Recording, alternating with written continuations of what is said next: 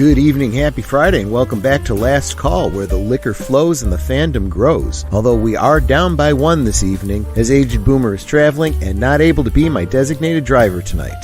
This is a shame because I think he would get on famously with our special guest bartender this evening. You may know him as Fat Steven Seagal, or Not Rob Schneider, but his channel branding is Justice Fats Seagal, and we are so glad that he could make it. That is, assuming that Canada can keep the hamster on the wheel over at their internet headquarters. We'll find out more about what it's like living on that side of the maple curtain, gaming, streaming, and maybe a bit of fandom and politics if the mood takes us. So top off your glasses, I don't care if it's sangria or soup, and settle in. We'll be taking off right after this scene from Netter's favorite Steven Seagal film.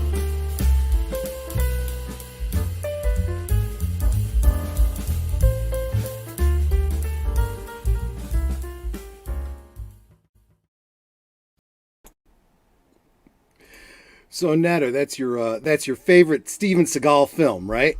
Yes, it is. And why is that? Because he gets killed off in the first 10 minutes. It is kind of surprising, right? You know, it's not common when you have a big name star in your film and they get killed less than halfway through the film. But good stuff. So what you sipping on, Netter? I am drinking a Diet Dr. Pepper. Oh, Netter special. That's awesome. I got me some Jack Daniels that, of course, my lovely wife, you, poured for me. Thank you so much, sweetie. And I actually kind of started front-loading a little bit earlier as I was on our guests. I was in our guest chat for a little while. Let's bring him in. Let's not delay too much longer and keep him in the green room. Fat Steven Seagal, not Rob Schneider. Justice Fats Seagal, how you doing, my friend, and what you sipping on? I want to go back to the green room because she's expecting me to die within the first 10 minutes. I want back. It's perfectly safe. We're doing a very short show tonight because he dies like the movie. Well, then maybe I bring in Arwen. Maybe she'll come in the second half. Seriously though, let me guess. It's tequila night, am I correct?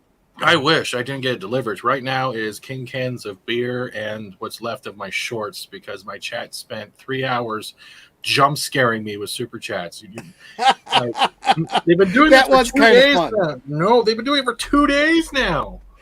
That was kind of fun, and it's great when it works. I noticed it doesn't always work. Yeah, it failed twice, but then it went super chat, then the game scared me, then super chat scared me, then game scared me. It's like they're working. Yeah, it's great. Yeah, but it's good because I have a good group of people over there that just want to ruin my shorts. Oh, that's awesome. That's awesome. Thank you for having and I hope you didn't take the clip seriously. It was just how could I have you on the channel and not play that clip? I mean, that was just too perfect. That's cool. I enjoy that people revel in the fictional version of my death, so that's well, and not only that, but the heroism, right? You know, we're not going to make it. You are. You know, I mean, that's heroic. If you're going to have a death, that's the way to go out, right? I guess I would rather go peacefully in my sleep, unlike the passengers in my car. Well, and the other thing too is, yeah, exactly. The other thing is, you know, this was a fictional president of the United States. I don't think any real world politician is worth dying for. Just saying. I don't know. Saying. I would die for DeSantis, and I'm Canadian. Well, yeah. You know, speaking of Florida, DeSantis, and Canada, I don't know if you follow Viva Fry on YouTube, and he moved to Florida, yeah, after the whole. He did. Well, he's claiming he didn't actually move here. He's just here for an extended stay until Trudeau's out of office. Well, yeah. I mean, I don't blame him. I think he needs. I want that too. I think he needs to see what's happening, but yeah, I mean, I'd love to be able to say to friends up there on your side of the maple curtain, come on down, but you don't want to come down where Netter and I are. We're in Chirac, so this is not the California? best. No. Illinois stand. Illinois stand, yeah, exactly. Oh, well, no, it's better here, but there's already Canadians are already leaving to go down, right? Cheers. Well, cheers. First of all, I want to say thank you for letting me come on. And I know last time you couldn't because we had the great internet failure of. I gotta say, and thank you, and I'm gonna be doing this all night. Thank you, Stephen Otten, Deleted Scenes, who is, Mr. Super Blue Wrench in the chat. But he was also the go-between for us because you were offline, and I'm like, what's going on? He's like, oh, Canada blew up. They just completely lost their internet, and I'm like, oh, you mean where Steven lives? He goes, no, the whole country, the banks, everything. I'm like, what did the hamster fall off the wheel? He goes, must have been. I'm like, I swear Trudeau's turned it into a third world country. What happened is that the story that went on is that supposedly, well, let's go back. Like they were doing updates, and even like CSIS had to kind of going, no, it was not an attack. CSIS doesn't come out and put posts like that. First of all, that's the first red flag that I found odd. But they were trying to play it off that we put out an update at the Home Office that somehow we didn't test to see if it worked properly, and it took down Interac and emergency phone lines and the buzzer for your building and all of the internet. And then you're getting people going, no, it wasn't an attack. I'm like, well, whenever the official word comes out answering a question that wasn't asked, you know what they're really saying. It's like Disney screaming racism before the show even drops. Like, oh my God, really? There's already them doing that? Yeah, exactly. And then that brings out the racist comments, right? So they can justify what they said. Real quick, let me say hi to the chat, and of course the first here, because she's awesome that way, Arwen Avalon, lifting up her wine glass. Cheers, girl. Thanks so much. She came by and commented while she was still in the chat for your stream, Steve. And she's just... So she didn't forget, right? So she had the tab open. She wanted to remember where her path or breadcrumbs. I don't know how far she is into her Moscato, so that could be the case. She puts red tape on the screen so she knows what tab to go to afterwards. So. Go to this one next, and then this one, and then this one. That would actually be, well, you'd have so much tape across the top of your screen, you wouldn't know what you were doing anymore. Then exactly where I'm going with my stuff. Then, of course, Netter of Netter's Network. She is my full-time bouncer, and tonight she's doubling as my designated driver because my usual designated driver is on the road. Big Al of Big Al Presents. How you doing, my friend? You are sunshine on a cloudy day. Pacific 414, who will be my guest next week in-house, is here this week. So good to see you, my friend. Brett Cohen. I'm seeing all the names that followed you over. See, that's really why I'm having you as a guest, Steve. Oh, good. I'm getting grifted. That's cool. I love it. Because you bring the view hours for me. Thanks so much. Seriously though, I mean, we were joking over in your stream about you and Arwen, big YouTubers. Well, I know you guys may not think that of yourselves, but when you have 10 times the number of subscribers this little guy does, it seems pretty big from my perspective, Yeah, that is true, but those subscribers mostly came as an influx from when I was doing the convoy coverage, right? That's also what got my channel demonetized back in March. But at the same time, you don't get all those viewers coming in, and YouTube slowly takes them away. So as much as I have a number there, it's not that 5,000 doesn't mean crap. It's the 15 to 20 that show up every day and give support and try to make me crap myself. Those are the people that actually matter. It's not the size of your community, because the larger the channel gets, the more difficult it is to maintain your chat and to maintain super chats and to make sure everyone's acknowledged. And eventually, you've got to realize, do I really want to be that big, or do I want to remain at a certain size where I know I can reach everyone and not feel like anyone's being neglected? Yeah, exactly. I get that. That was a romper room moment. I apologize. Did you? No, that's I dig it. And did you see? Now, actually, you probably would have a clearer insight on this than I would. I guess they're starting to drop the charges against the truckers. Well, because it was all BS. All the storylines and narratives that were going around. I even covered everything when the cops moved in. Everything that's gone down it has been BS. The whole thing is what Trudeau's also being sued, right? That's what they're trying to get through as well. He's actually going to court. He's actually being sued by the abuse of the power. Good. The Canada itself is done. It's like he gave the okay when it's like we don't want to deal with these certain values. You just told Canada it's okay to call everyone racist. I'm like, you're an idiot. That brings up the question: as a Canadian, do you have faith in the Crown as far as seeing justice done in your court system?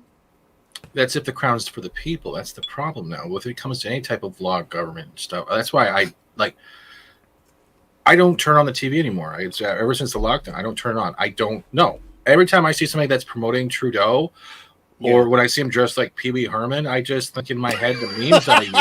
The memes I have one meme. I can swear, right? I had a meme because when I would do the streams and I was closing up for that to go to sleep, I'd be like, here's our sponsors, and I'd have Kentucky Fried Chicken shit have Trudeau's face, the wandering fires of Ottawa that we were never seeing, fucking Doug Ford on the snowmobile. I went out of my way, and it was my favorite one was Little Trudy from the Trap to the Parliament because it was like a rap album. It was just no, don't trust anyone.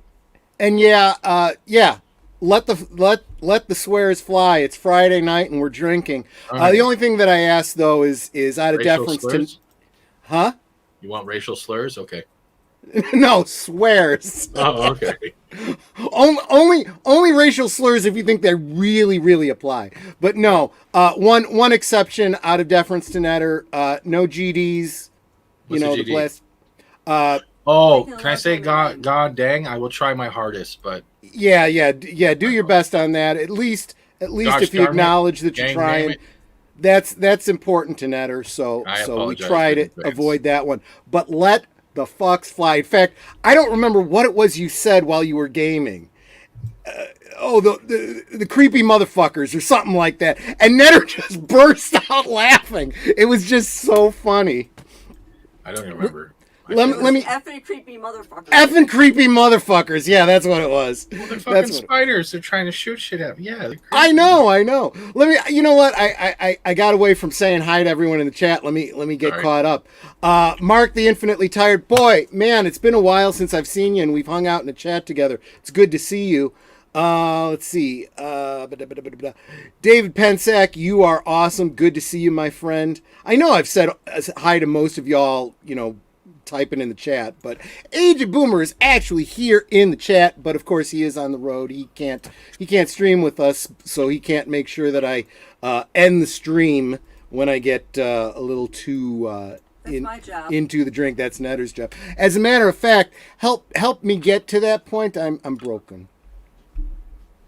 You want to Diet Dr. Pepper? No. I need another JD. I mean, This is a fat Steven Seagal night, so we need to live it up big time. So get brown food coloring and a glass of water. So, a little peek behind the curtain for all y'all that happen to be here. I don't drink except on Fridays. So when you see me on a live stream, say on a Wednesday on someone else's channel or whatever, you'll see me with probably this glass and a brown liquid, and it's Diet Dr. Pepper. But nobody knows that. Adega! See, I have the same mentality, but usually it's I just switch up to cocaine during the week, and then I switch to hell of a drug, I hear. It's a hell of a drug. Yeah, it's Rick Jamesing all over the place. And so Deleted Scenes, like I said, he's the best blue wrench in YouTube, and he says he's sorry he's late.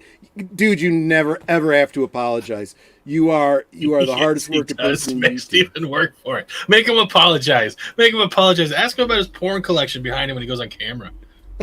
Oh, okay. I'll remember that. Okay. You're welcome, Deleted. There you go.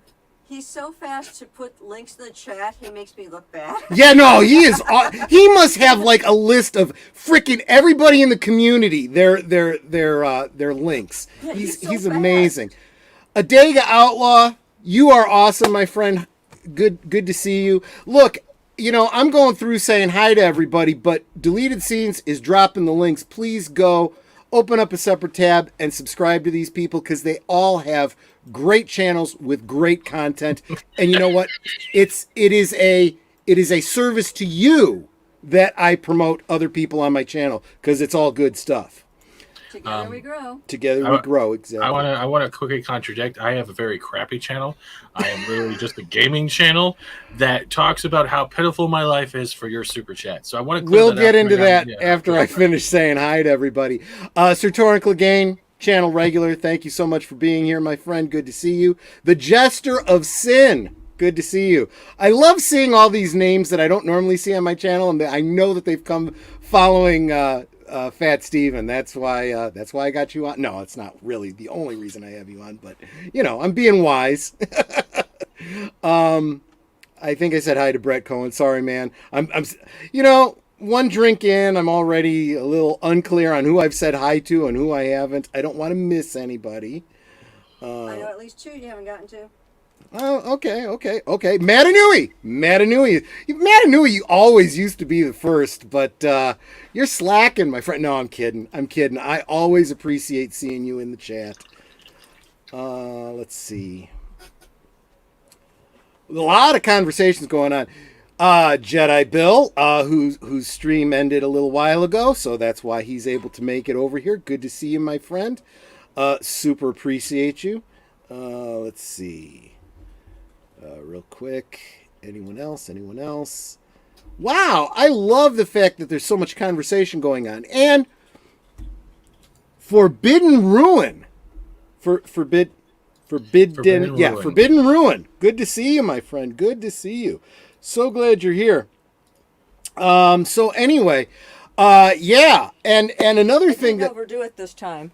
Pardon me? I didn't overdo it this time. You got like 1 or 2 fingers in there. That's yeah. If the stones aren't above the alcohol, it doesn't all stay cold. So, that's perfect. Thank you. Usually you're a very generous pourer. Yeah. When Netter pours for me, she pours me a double every time, and I gotta say I appreciate that about her. She is awesome. And then she's willing to put up with me after the fact. So 30 years of marriage, if I made no other choice right in my life, choosing her was the perfect choice. And Deej Odyssey, good to see you, my friend. All right. Stones must stay below the booze. Check. Okay. I see what you're saying. Arwen, what I'm saying is more pours at a lower height, so it stays cold and you enjoy it, and when you're done, the next drink will be still cold. See, and then he doesn't feel like he's drinking so much, even though he's had like it doesn't 10. seem like I'm drinking so much, even though I really have the same amount. My blood alcohol, pretty much limits me. There you go. So I'm sure that everybody in my chat, including my regulars, knows. Let's see. It used to be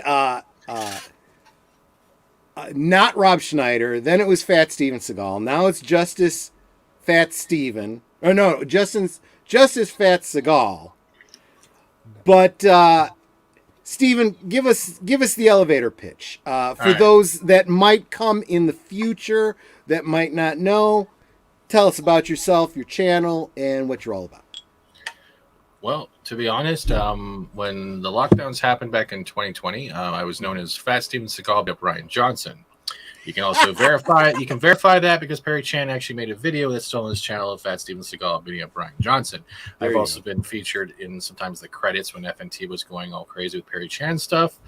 From there, people kept asking me to beat up random people, so the name kept switching of who I beat up, and eventually I had to evolve that name because the things about a joke is if it's overplayed too much, it is no longer funny.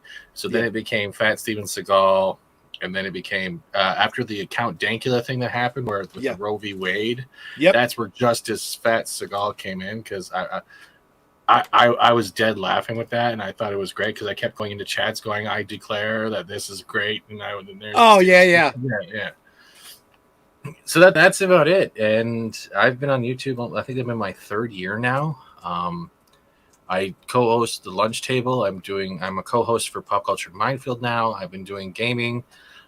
We used to cover Babylon 5, but that's been on hiatus because the person I started with is doing family stuff, so I'm waiting for them to get back. I don't finish projects without the person I started with unless they're dead. Yeah. But other than that, it's yeah, it's all right. Actually, I'm starting to professionalize. Let's lay it out like this. I came to YouTube because shit was hitting the fan with a lot of us. Yeah. We were looking for an outlet. We were looking for just somewhere to connect, like especially with me, like, and there's others. I love pop culture. I love anime. I love Star Wars. I love Star Trek. I love Babylon 5. I used to collect Funko Pops. People can mock that stuff, but if it wasn't for Funko Pops and that collector group, I would never have got back into comic books and going back in cons. I would not have applied at the job working at Hot Topic. I know it sounds kind of funny, but Hot Topic has everything I enjoy that I can relate to and that I can sell. Sure. That got me out of my agoraphobia. I was able to deal with people working in the mall and all of that. So from there, I got introduced to Nerdrotic and Heel versus Babyface, and from there, Geeks and Gamers, and however else you want to associate it, I started developing and taking chances and using way too much of government surplus for super chats to make jokes. Thank you, Trudeau. You went to a good place. Nowhere. And then I started having a blast. And eventually I reached out to Lorena because she needed an assistant, and then the lunch table came to fruition. Then I started my channel, and eventually I got monetized under a year. I got monetized on Twitch. I met some great people that I can call a crew when it comes to playing games. A lot of people know me for playing nothing but Fortnite. But the thing is with Fortnite is I got people who would never touch it, who hated it, who are now playing it more than I do, because it has this ability to get anyone from any console or any platform and play together and talk to each other. And it doesn't have to be playing the game to win. It's because you're able to have a good time with friends, joke around, de-stress, and actually have like that personal relationship you couldn't have online. And I've seen it across the board.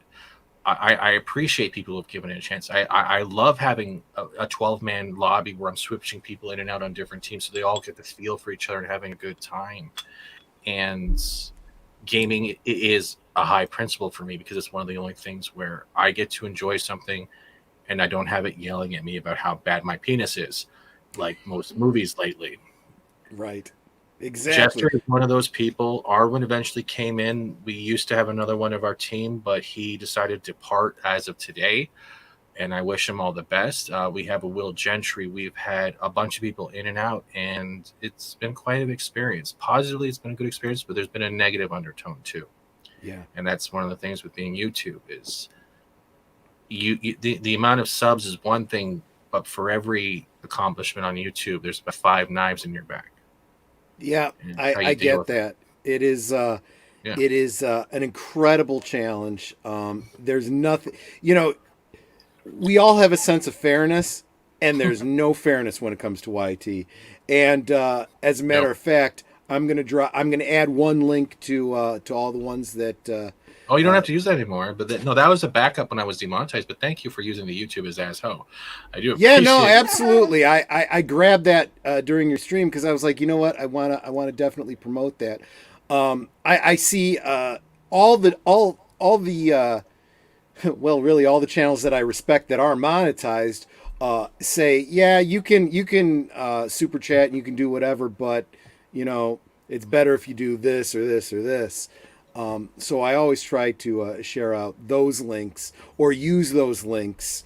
Like if I send any money over to Tom Connors over at Midnight's Edge After Dark, it's going to be a direct PayPal thing rather than through YouTube.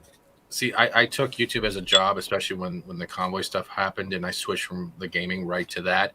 But I told them to put the money towards the convoy. Don't give it to me. And a lot of people are like, just take the money. I'm like, all right.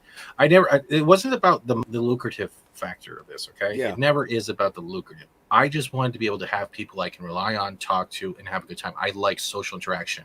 I don't leave my apartment anymore because I can't even go to the convenience store because I know someone in line is going to take forever, and I start having those anxiety attacks. I don't know where you want me to start, whether like I got stories for days and it's up and down. And and the other thing too is a lot of this is stuff that I'm guessing is not entirely on brand for your channel. Usually you don't get a chance to talk about this kind of stuff. So absolutely, we're here to talk about you tonight. So whatever you feel like going on about, go for it. Well, to be honest, the convoy was a growth, but it's something that won't be stable. Another good shout out would have to be someone that's been in my corner for quite a while, and that would have to be Stone Loki, and Maurice of Mischief. He welcomed He me had in. me on his channel, and he's so encouraging. He's encouraging. He's smart. He keeps his personal to himself unless he actually wants to share it. He is always looking out for everyone. He doesn't like dealing with drama. He's there to make sure everyone has a good time in the morning. It's a mental coffee, so to say, and he's done a great job. With me, he welcomed me on the DC fandom because we had that weird chompers looking chick and Jim Lee trapped in the basement. I still have those memes. There's been a lot of opportunities, and I appreciate all of them. As we can look at it this way, I don't talk a lot about the problems I've dealt with. This isn't YouTube drama, but I'll lay a groundwork. I homeless at 16. I was jumping from shelter to shelter to shelter. Wow. I then eventually got into bike messengering for about 6 to 9 years. Which is those guys on the bikes delivering packages, going through traffic crazy. Yeah. During that period, I have been run over 16 separate times by 16 different vehicles. Herniated my spine to the point where any neurosurgeon that looks at it goes, I can't touch you. You'll be paralyzed from the waist down. So I learned to adapt. That's also the reason why I'm on disability, because of that ailment and my limitations to walk. From there, PTSD has kicked in from vehicle accidents, and I can't sit in certain vehicles because it feels like when you're looking at the windshield when you're driving, it feels like the impact's coming at you, and you start getting that panic. Then eventually I got on disability. I got my network engineering degree, so I am a network engineer on paper, which is funny. It's boring as hell. I don't recommend it. It is very boring. Okay, if I have to hear one more thing about hexadecimal converted to binary, I will lose my shit. I can't stand that. I hate it.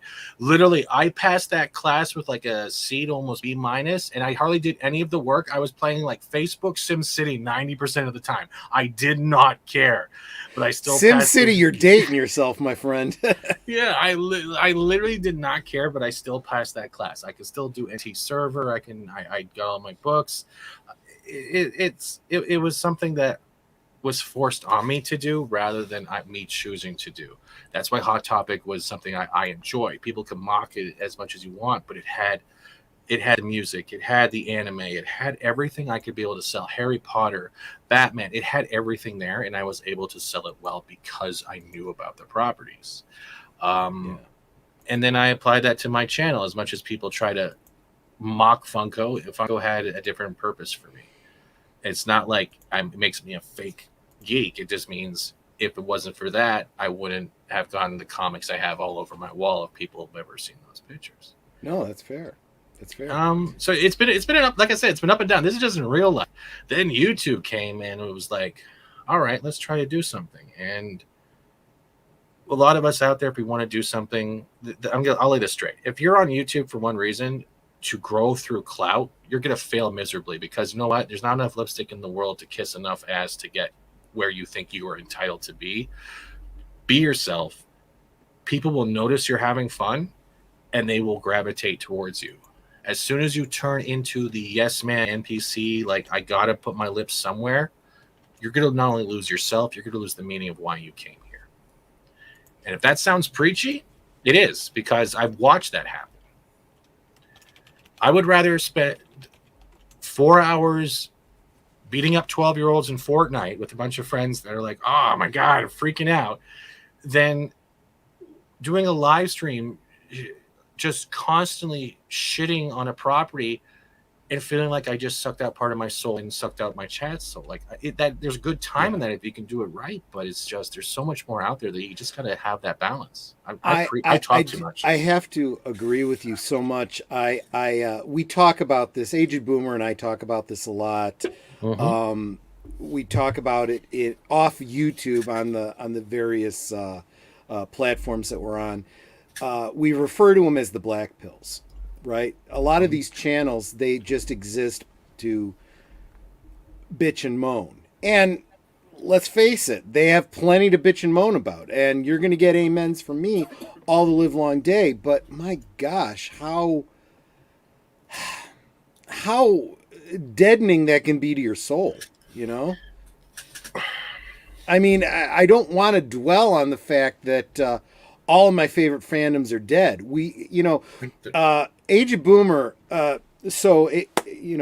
of you that are new here today because you followed Steven over, Age of Boomer and I subscribe to Age of Boomer, by the way. Every Sunday. Sorry, I don't give in to peer pressure. I'm sorry. No, that's cool. Age of Boomer on Sunday at 8 Central Time.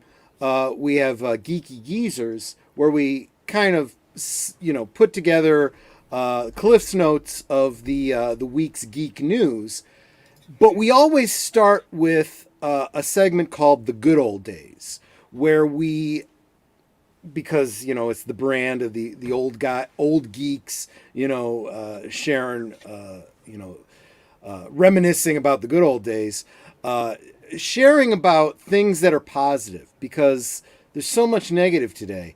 It's like, we lost Olivia Newton-John last week, so we spent about a half hour of me going on about how great Olivia Newton-John was and what she meant to me and music and all the things she accomplished and why we were acknowledging her and not other celebrities that died that week, getting high and crashing into a building.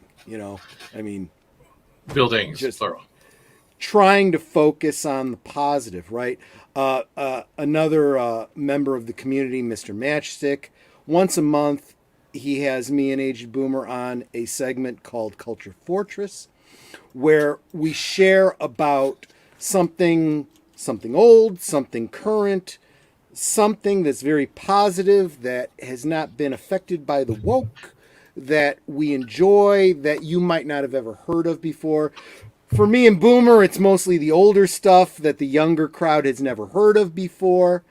That's one of the great things about the internet these days, is that all this communication between so many different age groups, people are you mentioned earlier Babylon 5. There's a whole generation of people that have never seen Babylon 5. We've had Lita on twice. We've had the actress of Lita on twice. Really? Yeah, she was also a stunt double for Nina Carice, Major Kira, as well as Beverly Crusher from TNG. Yes, she was also Beverly in the remake of the Night of the Living Dead. Yeah, we've had her on twice. Oh my gosh, you are! I'm now. We just messaged her and she replied on Twitter, and I'm like, all right, let's set it up. I was a fan of yours before. Now I'm just freaking envious. That is just that is awesome, because she's absolutely incredible. She is, we live in an era where you have these fourth wave feminists going on and on about women, and then you got people that don't say anything but they live the life, right? Like her. She started out as basically a stunt person who came into her own as an actress, and just absolutely amazing. Big fan of hers. That's pretty incredible. She is awesome. She's one of the few Babylon 5 actors that I didn't actually meet. Netter and I we went to a convention called the Big Bang here in the Chicagoland area. It was a horrible convention. It became colloquially known as the Big Bust. But the positive thing about it was we got to meet most of the stars of Babylon 5 and Mark Hamill. Mark Hamill was there for some reason. And it was... we had already met him at a previous convention. John Delancey, Q of Star Trek. It was a great convention because of the stars, not because of the convention itself. And now that I think about it, a lot of the actors that we met no longer with us. I mean, I have something shared for you, just so you might enjoy it if you didn't get to see it. Do you want me to share the added to stream? Okay. Yeah. Oh, Patricia. Love to ride a dragon. Naked if necessary, I will do it. With Londo and Jakar. Anyone want to see my 64-year-old tits? Have at it. Can I get that? I mean, yeah. Even with Netter sitting directly across from me, I will say, yup. She was great. She was actually really great. Yeah. She's amazing. I'll tell you what. I went to see the, I guess you'd call it the Night of the Living Dead remake, and I had mixed feelings about it. I went because I was reading, I think it was in Phantasmagoria or something like that at the time, how the reason it existed was Romero was trying to recoup some of the lost funds because of Night of the Living Dead falling into public domain. That's why the remake existed. So unlike all of these reboot remakes, it was one I could totally get behind. So I went to see the film, and there was a couple things that were changed that I would be inclined to be annoyed by. But the change of the Barbara character and the way that Patricia Tallman played that character, I kind of liked. It was an example where the reboot elevated something, right? Mm-hmm. Because in the original, Barbara is like the typical scattered, lost girl that kind of flips out early on and becomes completely useless through the rest of the film. Mm-hmm. Whereas Patricia Tallman, her take on it was very Sigourney Weaver. You know, she kind of starts to lose it, and someone says, hey, you got to get it together. And she freaking tears off her sleeves and goes, let's do this thing. And it's like, wow, badass. This was badass without having to go around saying, tough, badass woman. She just fucking was and didn't have to announce it and made the character her own, you know? Yeah, well, one of the people in our chat at Dag Outlaw was actually on our panel. He's part of the Babylon 5 show. It was a great addition. We had memes, we had everyone, and it was sucked when we had to put it on hold. But you know, with Keith and what he's dealing with, I said we're going to put it on hold, and we'll bring it back when he's ready. And he's almost ready to do that, and I can't wait because Babylon 5 was just it was a good Monday. I enjoyed it. I totally misread that comment. I thought it said full tit Ripley. I was like, yeah! No, wait. No, sorry. That's not what he said. And that's the thing, though. Like, I just put a random tweet on Twitter going, hey, Patricia, would you ever like to come on our show and talk Babylon 5? She replied. The next thing I know, it was like, I don't know how to handle this now because I didn't expect to actually get the reply. We tried to get Ivanova on, too, but Ivanova has her own personal feelings and waiting until the reboot's done. So we'll get her on when we can. But I'd be interested to hear that. I'm sure she's holding those comments until later, but that, you know. Yeah. That's the thing about YouTube is like you're able to accomplish stuff you don't ever expect you would in real life, and I don't trade anything of it.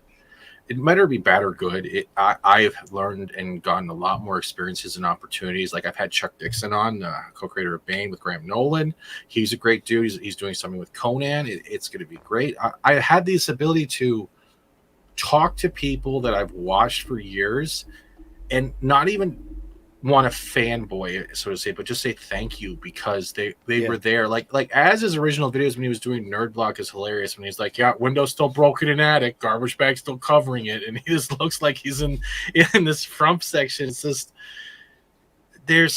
it's the simpler things that because when you see these guys starting out for the first time, that you can see how they're just normal people. And when you try to get rid of that celebrity status in general, when you say big YouTuber, I just take it as a fat joke because I don't see myself as a big YouTuber. I literally just see myself as someone talking. And honestly, numbers mean nothing if there's no one there to watch. And honestly, no, I dig that, but you got to remember, I mean, I know everybody that, you know, is over 1,000, you know, has had a different ride, a different history. But for those that are under 1,000, just struggling, trying to get there, you know. It is a struggle because YouTube keeps pushing that goalpost, and it feels like the more and more you try to adapt to the algorithm, try to get the right tags, you try to get the right little keywords in your description and everything down right. It doesn't matter, because at the end of the day, you're battling millions of people. You're still being suffocated, and they're going to promote the bigger channels. And the thing that's going on right now is that they've signed a lot of the large Twitchers over here. Okay, a lot of the long stream live Twitchers, the gamers. You got Dr. Lupo, Tim the Tap Man. You got Dr. Disrespect. No matter how much you play that game and you try to use the same tags without using their name in general, it's going to be a battle, because those people bring in the most money. That's why they focused in on gifted memberships like Twitch, and that's now done. That's why they're pushing shorts, because they know TikTok is a great platform, and they got the ADHD crowd that needs the instant gratification.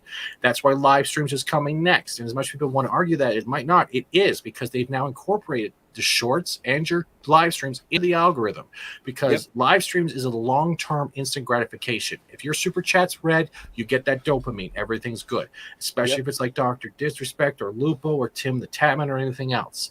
It's going to be a battle no matter what. But as long as you have people in your corner and people in your chat that see and support you, and you're not just doing it by trying to kiss the ass of the other bigger channel, you just do it.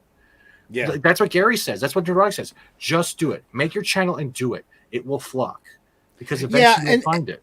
And that's what Tom Connor says too. It's like, if you're not doing it because you love it, you're probably doing the wrong thing anyway, which is true. I dig it. I mean, that was why Netter and myself and Aged Boomer and so many others got into it. Big Al, I hope I'm not speaking out of turn saying Big Al too, but it was really more during the pandemic a way to, specifically this show, this Friday night last call, specifically started as Netter and I were working together at the same company. And every Friday we would get together with coworkers, go across the expressway to the pub and get drinks and chat with our coworkers and blow off steam and bitch about clients and bitch about management. Sometimes the management we were with, sitting there having drinks and bitching at them and stuff. You guys would love pub chats, because we try to do that every 2 months or so, which everyone grabs their booze. We go on live. It's open stream, and everyone just shoots the shit and has a great time. And that sounds, and that's exactly what I intended this to be. It was, pandemic shut us down. We couldn't see anyone. So I'm like, let's continue the Friday thing, but we'll do it online with all of our friends. And that's what started. And I'd say about a year into the pandemic, the fact that I just said a year into the pandemic, but be that as it may, a year into the pandemic, it was like, well, what are we really doing anymore? And I realized we'd created a new group of friends here, and it was this YouTube community. So that's why I kind of started this, let me get a different YouTuber on that I enjoy and respect, and I want to share with my community. Hey, if you don't know Fat Steven Seagal, you should be subscribed to him. No. Hang out with us for a couple hours and find out why, and that led me to people like PJ of Orville Nation and so forth, whose motto is "We grow together," and he's very much the same mentality. These YouTubers in the same community. I think there's a lot of, this is very different from network television or whatever, where CBS and NBC were fighting for viewership. It's the exact opposite here. It's different channels are going, no.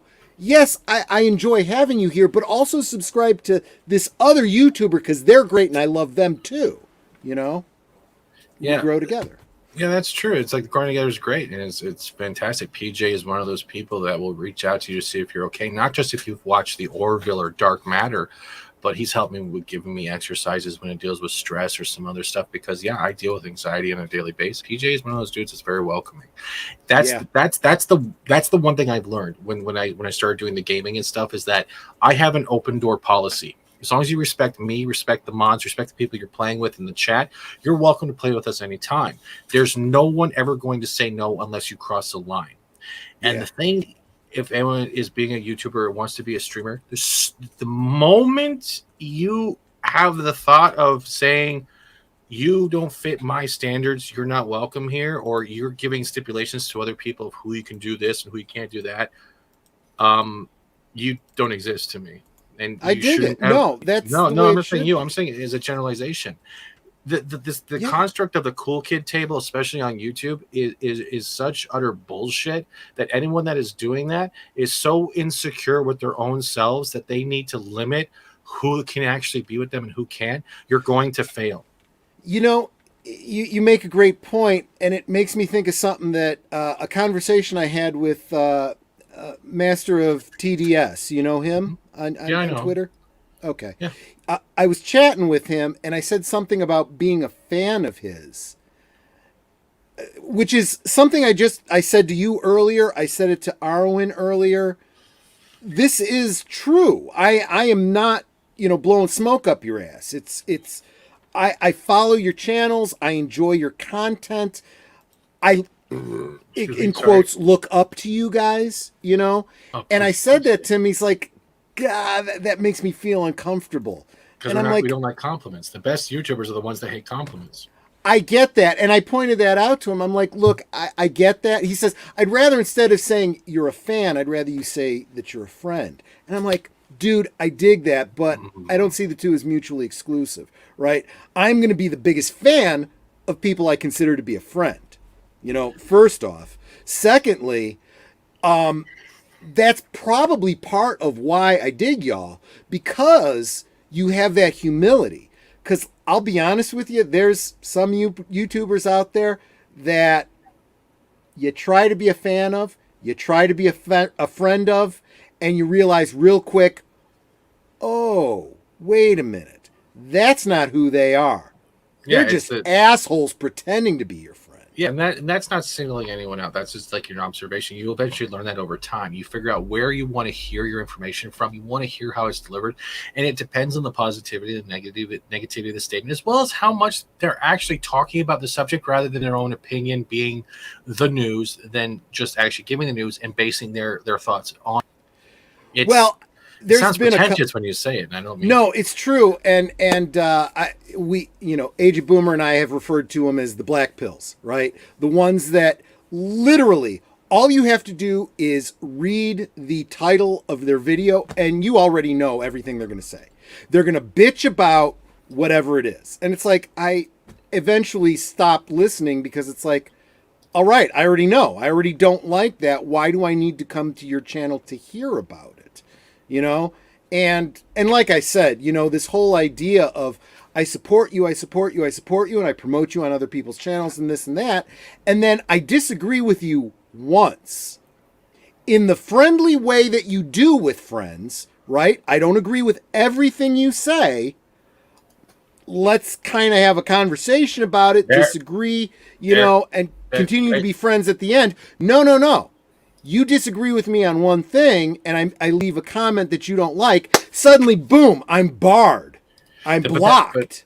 But that's it. That's it. You just nailed it. And I actually did a video. I'm starting to talk more from the heart about that. And that is the opinion of my opinion is my enemy, and that's what it is. That's the thing that we all suppose this whole, I hate the word community, this whole fellowship, whatever you want to call it, everything came together for one reason. We all had a distaste for how Disney was treating Star Wars, and from that, we were still fans. And guess what? And then it got worse when Mandalorian came out. This segregation started of like, well, you said you would never support Star Wars, but you like this. That's because I can like this. This gives me hope. It doesn't mean I have to brush everything up. Well, I don't agree with your opinion. You are now the enemy. And then dude, from there, I'm watching conversation being killed, and that's the one thing that keeps us together is talking and accepting each other's opinions. Star Wars is more polarizing than goddamn. Sorry. Mushroom talk. Sorry, I caught myself. You're fine. You're fine. That's all we ask. Polishing the blade right now. That guy goes through with that sandwich. He's getting stabbed like Steven Seagal in that airplane. He's going down. You're fine. But that's the whole thing, though. The whole thing with corporations want your money. They see you as a number. They want you to just accept, consume, and move on, right? That's what they want. They don't want you talking and staying together, and yet we're dividing ourselves because of opposite of opinions. I can't even do a meme without someone feeling like I'm attacking their character and being so insecure. I'm sorry, what did the picture hurt your god darn? Sorry? That's fine. Yeah. You're doing fine. You're doing good. You're doing better than so many others. Gosh dang! Sorry, I sound like a Looney Tunes character now. Gosh dang it, Bobby Hill. You're like a picture. your pictures of pictures offending you when literally it is a stupid scene in a show. I can't believe that there's people. I've had people on because they think I am mocking them when I'm making a meme, or I have people that don't talk to this person anymore because they like a lightsaber, but they said they should never support Star Wars. Guess what? If I'm pirating Star Wars, I'm not giving Disney any money. Guess what? I still win. It's so childish. My brain just wants to stick itself in a blender and press puree because it is so stupid that we're looking for any way to fight in between ourselves when the corporations are the ones labeling us as things we're not because they can't understand that they've lost creativity. Tooncock rant. Real quick, I do want to acknowledge Aged Boomer in the stream saying this sounds familiar. And I did want to comment on this. You were talking about specifically liking The Mandalorian and how this was so offensive. There was at least it was actually the YouTuber that brought Aged Boomer and I together, who I just said, look, I happen to like the Mandalorian, and he was making comments about The Mandalorian. I'm like, dude, you need to diversify a little bit and understand that these comments that you're making are not going to age well. And he literally blocked me after I had celebrated holidays with him and sent gifts for his kid and, all this kind of stuff. It's like, seriously? Yeah. This disagreement about liking a show is enough to end a friendship over? Yeah, that's how petty things have become because everyone wants it their way or no way. But that's the thing, and corporations are. And let me just tell you something, Netter over here. Like I said earlier in the stream, take the gifts next time. Just give me the gifts. Just make sure it's Lego or something shiny like keys. Netter over here she has faith of a child. Okay. One of the things I think is so beautiful about her, which is why I try to respect her on this channel regarding the GDs and the blaspheming stuff. I don't talk much with the big cat at the top of the stairs myself anymore. But that's my walk. I respect her. So I see what true Christianity is, okay? Don't come to me and tell me you're a Christian and then you're gonna end a friendship over comments about a TV show. Just saying. Saying. I did have a question, and I don't know if this is funny, so Netters, please don't hate me for it.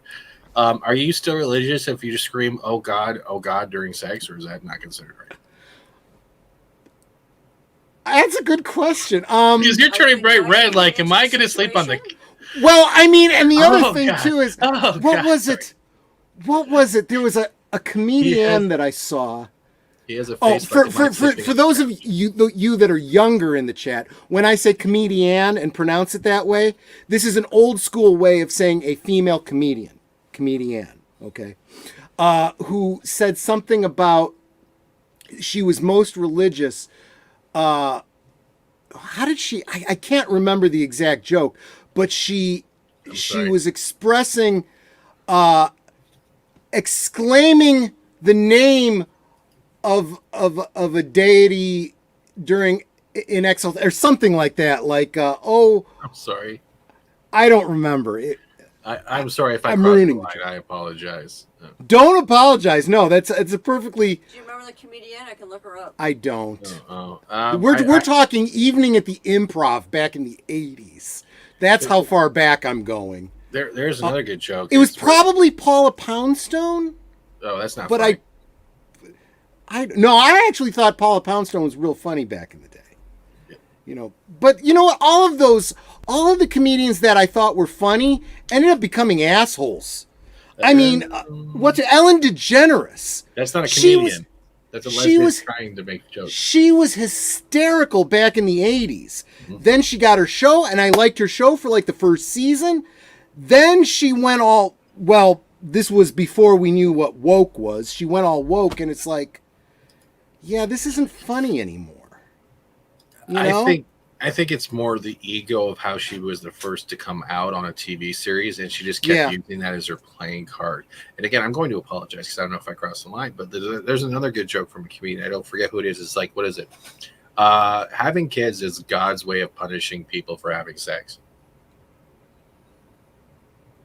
could and be. then I look That at my could parents, be, and then yeah. I look at my parents, and I'm like, now I understand a lot more. The Yeah. frustration No. when you're dealing with You're me. not wrong. Yeah, children can be a challenge. Let's just say it that That's way. why you want to be an uncle, because you can give them back like a rental service. That's what my grandmother used to say. She's like, that's the best part about being a grandmother. You get to spoil them and then give them back.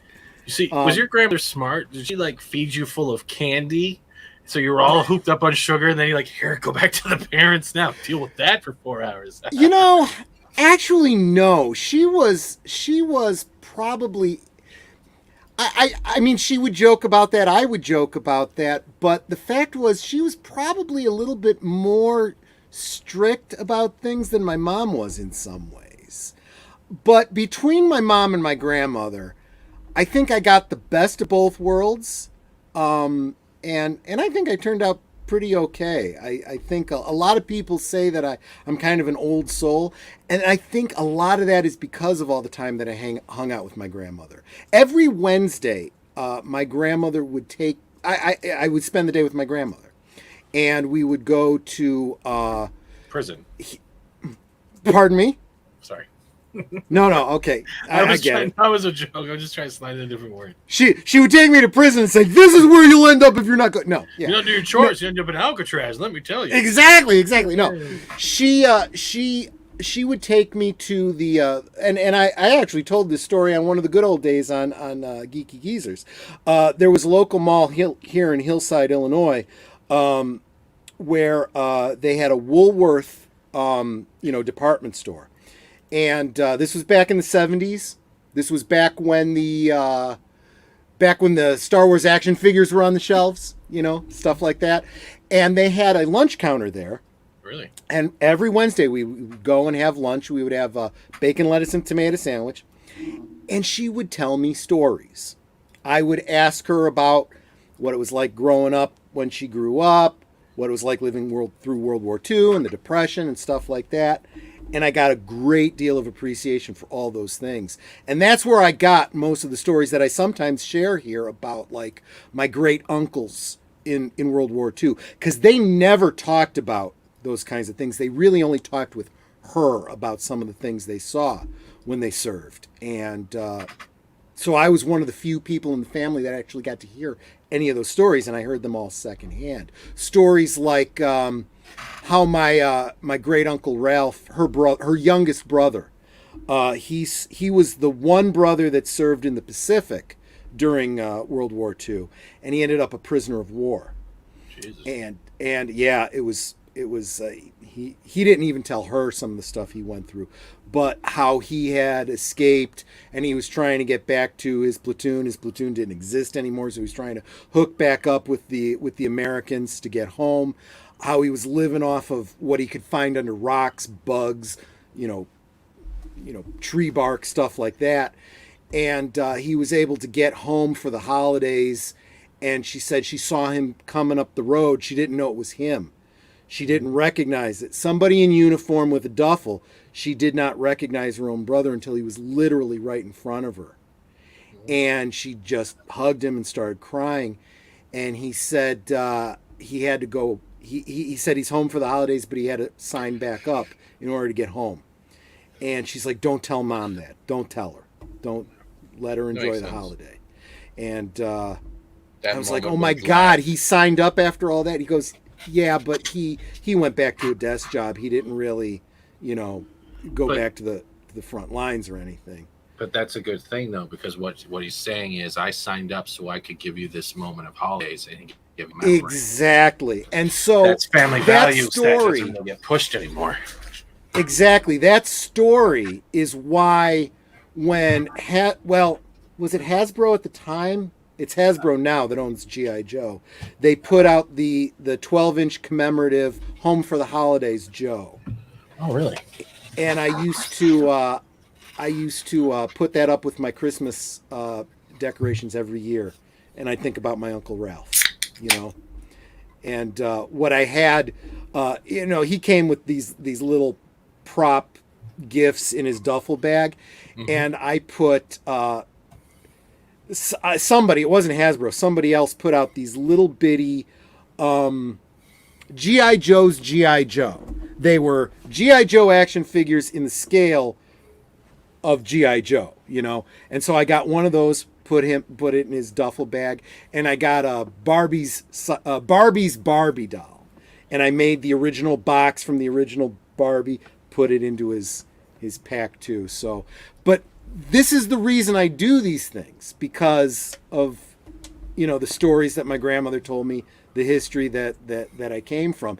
This stuff doesn't exist in a vacuum. My being into toys and being into, you know, all that kind of stuff, you know, I mean, it's real history. Real quick, I want to say hi to, oh my gosh, Max World Entertainment. Make sure you're subscribed. If you are, Trey is awesome. He's another one who's super encouraging. One of those big channels that I look up to.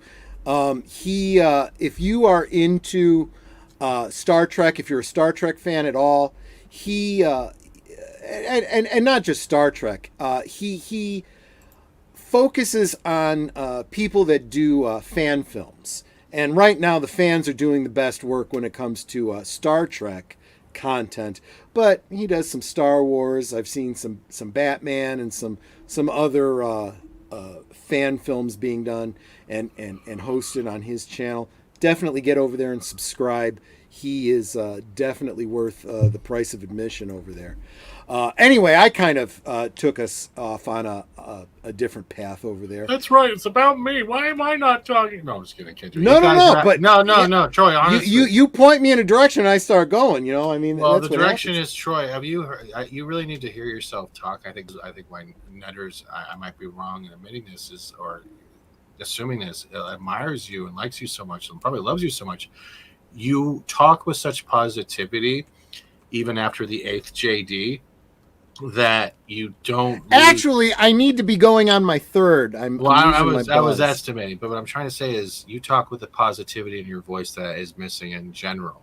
And I'm not smoke up your ass. It's the way you deliver your words and the way you deliver your stories and the way you approach subjects. Is that even though if you're angry, you sound joyful in it, like you're not trying to bring anyone down, but you're trying to get the message across at the same time. So that's very well delivered in how you talk about things. It's a lacking principle. You guys, this is why I wear a hat, so my head doesn't get too big. I thought it was to hide the bald spot. Well, no, that when I go out of the house, that's absolutely true. I was expecting long hair like ZZ Top. I wasn't expecting. No, totally bald. Actually, I got the peach fuzz going here because I haven't shaved in a while. But no, I made a decision a long time ago. My mother's side of the family, all the men, you know, have the whole male pattern baldness, and I knew that was coming. And when it started happening, I didn't notice it at first. The widow's peak started happening, but what I didn't know was I was going bald back here. And I walked into a fast food place that had a CC closed circuit TV, and I saw myself from the back, and I saw this bald spot, and I said to Netter, I'm like, I got a bald spot? She's like, yeah, you didn't know? I'm like, well, how would I know? I don't have eyes in the back of my head. You don't feel the draft, really? Yeah, no, exactly. And so I was like, damn. And I'm like, I'm not gonna do a comb over. I'm not gonna let him. No, Netter wouldn't let me, but no, I wouldn't do that. Besides that, I was his barber. Yeah, Netter was my barber. And so you're the reason why there's a bald spot. Well, yeah, right. No, I could have used that as, but no. What the hell you do? And I'm like, okay, I didn't realize it had gotten that bad. I'm like, I'm taking it off. I'm just being done with it. And Netter's like, well, it's your head. And I'm like, but you got to look at it. She's like, give it a try. It'll grow back if you don't like it. I did, and she's like, nah, it's fine. She was also a big, Captain Picard fan when we met, so it was like, okay, that's okay. It's so hard when you said that because the pervert in me wants to make a joke, but I'm not. Go ahead. Now I'm curious. So pretty much the joke would be, why is she looking at the back of your head during intimate moments? I'm just International Women's Day. Yeah, No. Not today. I'm wearing the dress. No. It's sandwich night. It's sandwich night. Oh my God. Oh my God, you're gonna feel. That's a whole other joke that gets me into trouble. So we won't go there. Netter's worse than you are, Steven. Instead of pastrami, it's pinch strami. You know, oh, your fist like pinch. You know, it's real. But yeah. So I decided I was just gonna take it all off. The joke I used to make was that when my hairline saw my face, it started to recede because I was so ugly, and I just decided I was not gonna mess with that, and I was just going to embrace the bald. And honestly, I gotta say it's kind of nice because I, for a little while there, I was playing with as you see the whites come in, and I was like, do I start darkening it? And I started using the Grecian formula and stuff. But then when I saw that bald spot, I'm like, well, what the hell? Why bother? I'm like, take it off. And Netter said, you do look younger without the, Bald spot? The fake darkness. So I'm like, okay, fine. He even stopped doing his beard there. Well, after the pandemic, when I was interviewing before the pandemic, I kept darkening my beard because, you're trying to get a job, you want to look a little bit younger, you want to look your best and whatnot. Once the pandemic hit and we were working from home, I was like, who cares? I just let it grow out. And so now it's like all white. See, I just work out all the time and pinch salt, and I look great and all my habit. I don't look like that at all. Yeah. Yeah, no, exactly. That's something interesting about Steven Seagal, the one we see in the movies. Oh, the fat one. Yeah. He was dyeing his hair pretty badly, wasn't he? I don't know. I don't really stalk him, but I did have people on Twitter during the Ukraine stuff started messaging me on Twitter asking me to talk to Putin, and I'm like, do you think the real Steven Seagal puts fat in his name on Twitter? Do you really think I'm the real Steven Seagal? And I was putting these messages. I'm not joking. People were literally messaging me thinking, "Hi, can you talk to your friend Putin?" I'm like, who is this? It worries me when I see people like that. It's like, dumb. Really? Are you this dumb? I mean, it's like, there's somebody that's kind of on the periphery of the community who goes by George Lucas. And he'll come in. That pops up in my chat with he just uses the eyes and he has softs, right? Who is that? And what he's saying is George Lucas is watching you. And it's cute. It's funny. I get what he's doing. Good on you, mate. Have fun.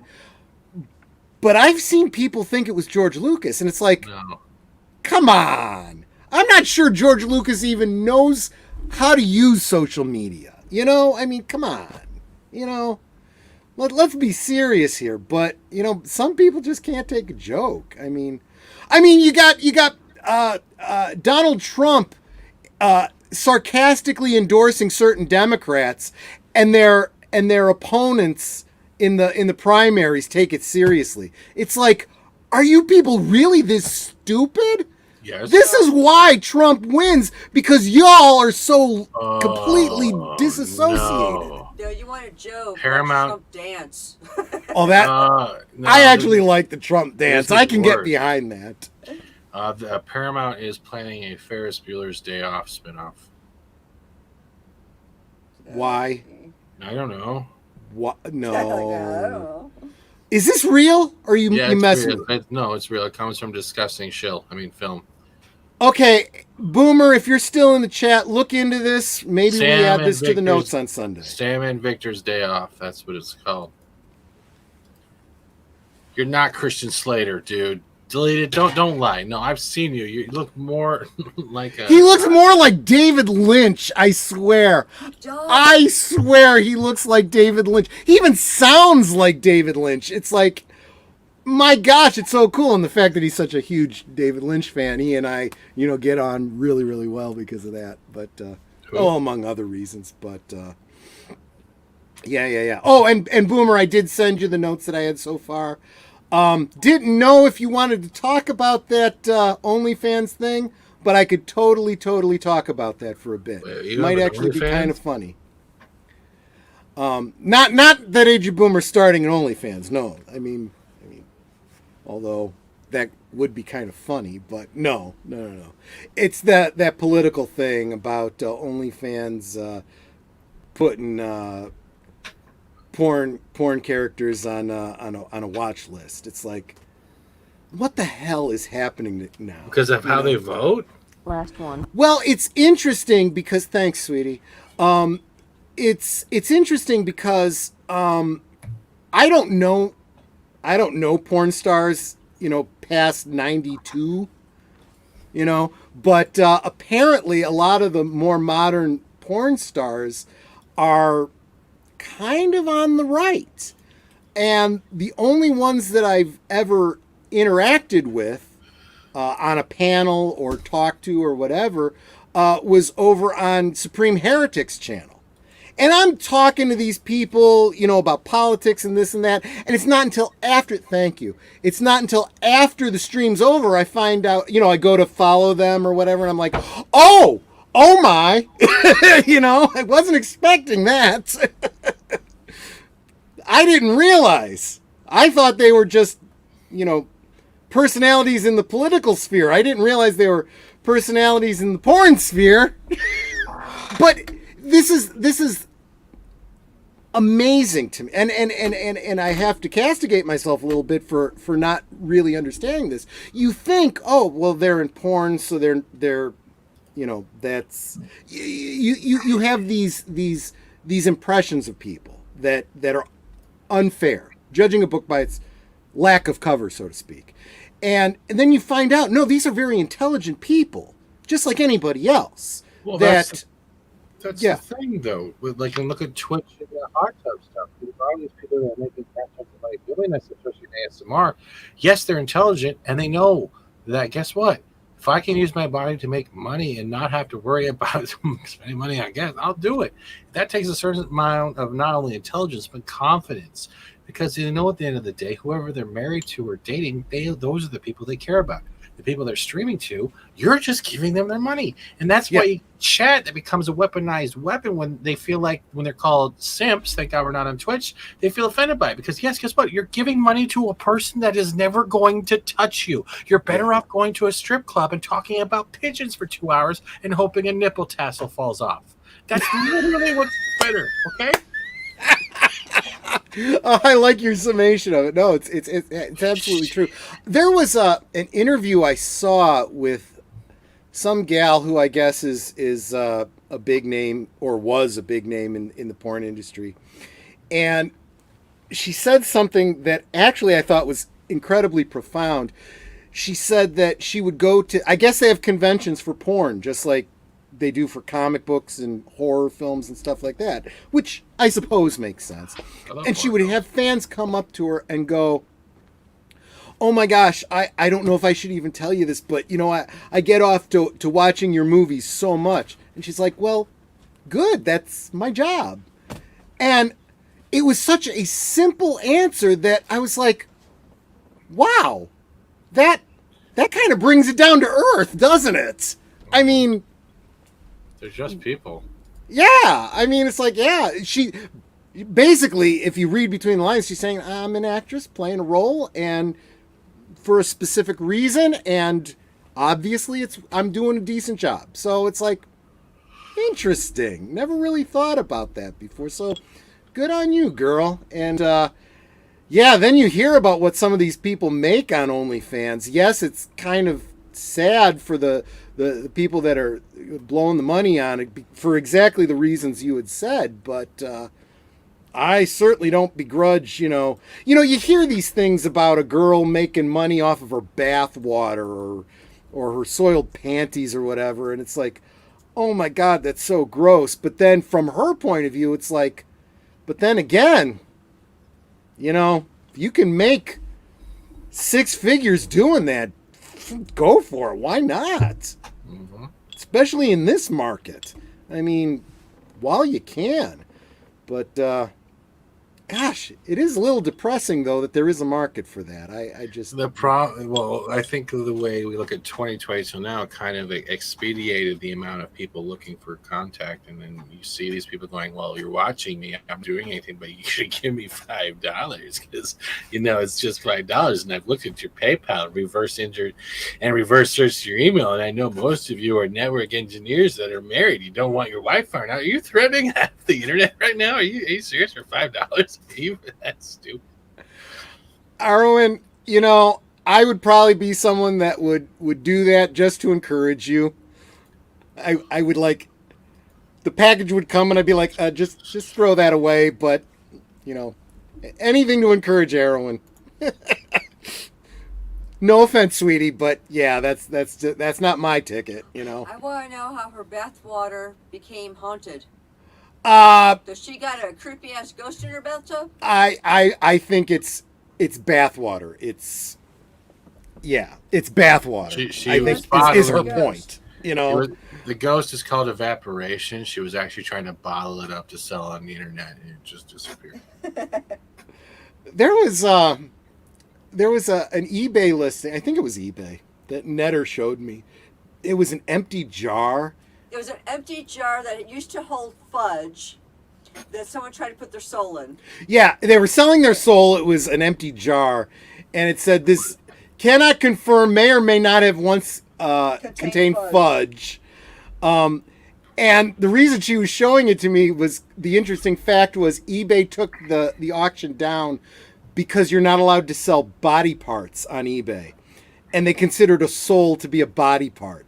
And we were like, in what world does this make any kind of sense? But, at this point, I stop asking that question. We live in a friggin' clown world these days. I mean, just look at the headlines now between Canada and USistan. I don't look at the news at all. I turned off the news a long time ago, and it's the best thing ever. I don't watch cable. I don't watch the news, not even for the weather. It's been almost 3 years. I don't turn it on. Most of the news I get now is well, a little bit Tim Pool, but it's mostly Viva Fry and Robert Barnes.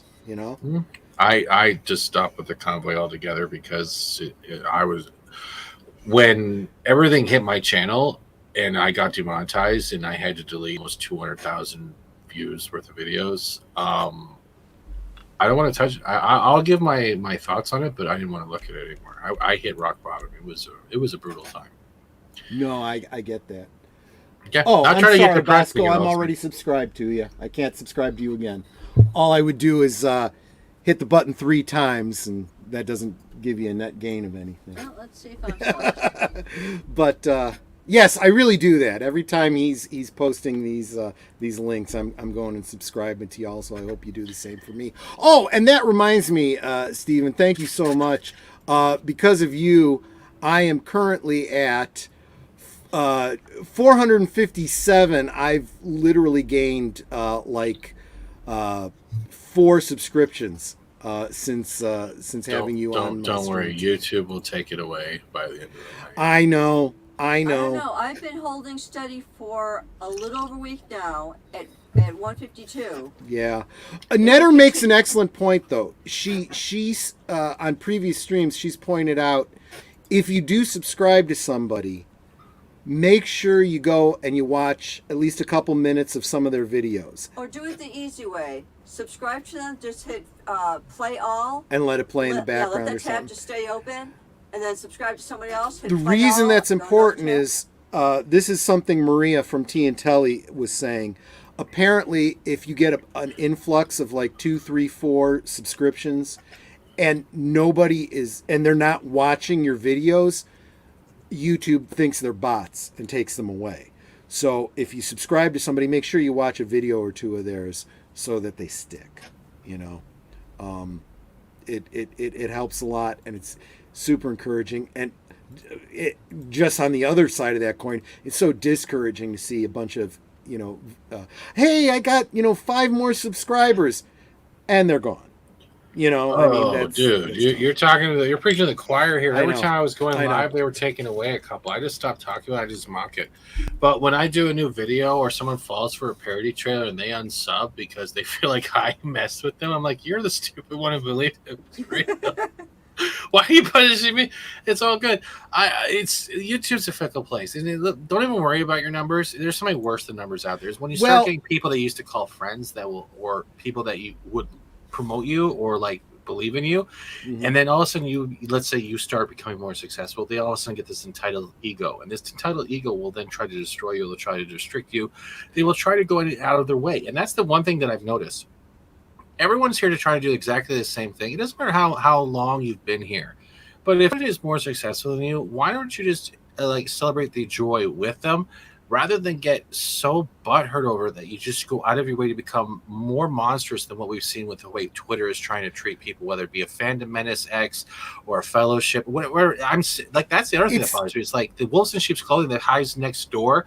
And Dutch Kitty put a great meme. It was like the worst friends are the ones you don't know that stab you in the back. And it's like, I don't want those anymore. It's the problem I see in society overall. This division that I see, this division that keeps happening in our society. Look, we are stronger together than we are separate. And if you want to, and here he is. Here's PJ right now. What's his tagline? We grow together, right? He is somebody who, he's monetized. He's a big channel. He hobnobs with celebrities and stuff. He could very easily forget about all us little people, but he doesn't do that, because as a group, as a whole, we are stronger, and he gets his message out better because we will support him. He supports us. It's worthwhile. This idea that, well, I've arrived, I don't need all you peons anymore. It's you absolutely do. Your chat makes up 50% of your show. Yes. I can drop a truth bomb here, and I don't know if anyone else is feeling this with the 18 people in the chat, maybe 15, but I've been saying this to a couple of friends of mine, and I've been watching how things are going in general. And as we talk about the pendulum swinging and entertainment changing, which will probably take about 5 to 10 years, the pendulum is also swinging when it comes to the content creator sphere. And those people who have only focused on a certain type of content, a certain type of message or mentality, of the way like the enraged bait or the enraged video, like, as much as that's great, but it eventually will get to the point where if everyone is over consumed by negativity is the soul-sucking destruction of not only your channel but of yourself. It will ruin your sleep. It will ruin your eating habits. It will ruin the people around that come to watch you, because they're no longer having fun. They're just listening to the same rhetoric. And there is an implosion coming, and it's going to affect everyone. It's going to be worse than an adpocalypse. It's going to be an apocalypse in a format where people will no longer seek out the rage that they have finally gotten rid of, and they will just focus on something that can fulfill their soul, to rebuild what was lost from the hate, because hate can destroy you. It's like a vacuum. And as that happens, you are going to see more people trying to look at the positive sides, that maybe things aren't as negative as they are. They'll try to go back to the Siskel and Ebert format, where pro and con lists make more sense than negative. Well, this is both. And that when that does happen, you got to grab on with both hands real tight, and you got to swing that rope as hard as you can, because that will be your moment to just have that balance again. Because lockdowns was negative. The way we're looking at media and how Star Wars is going during lockdowns has been very negative. But the thing is, if you're only focusing on negative, you are not refilling yourself with positivity.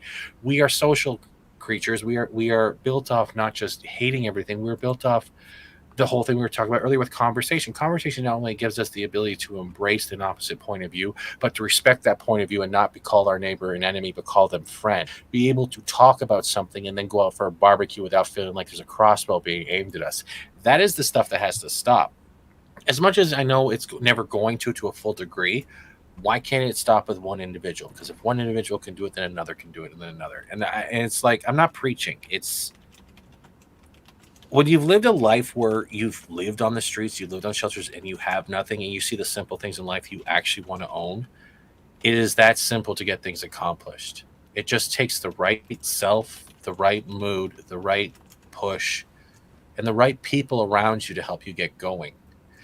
And yeah, you're going to reach bumps.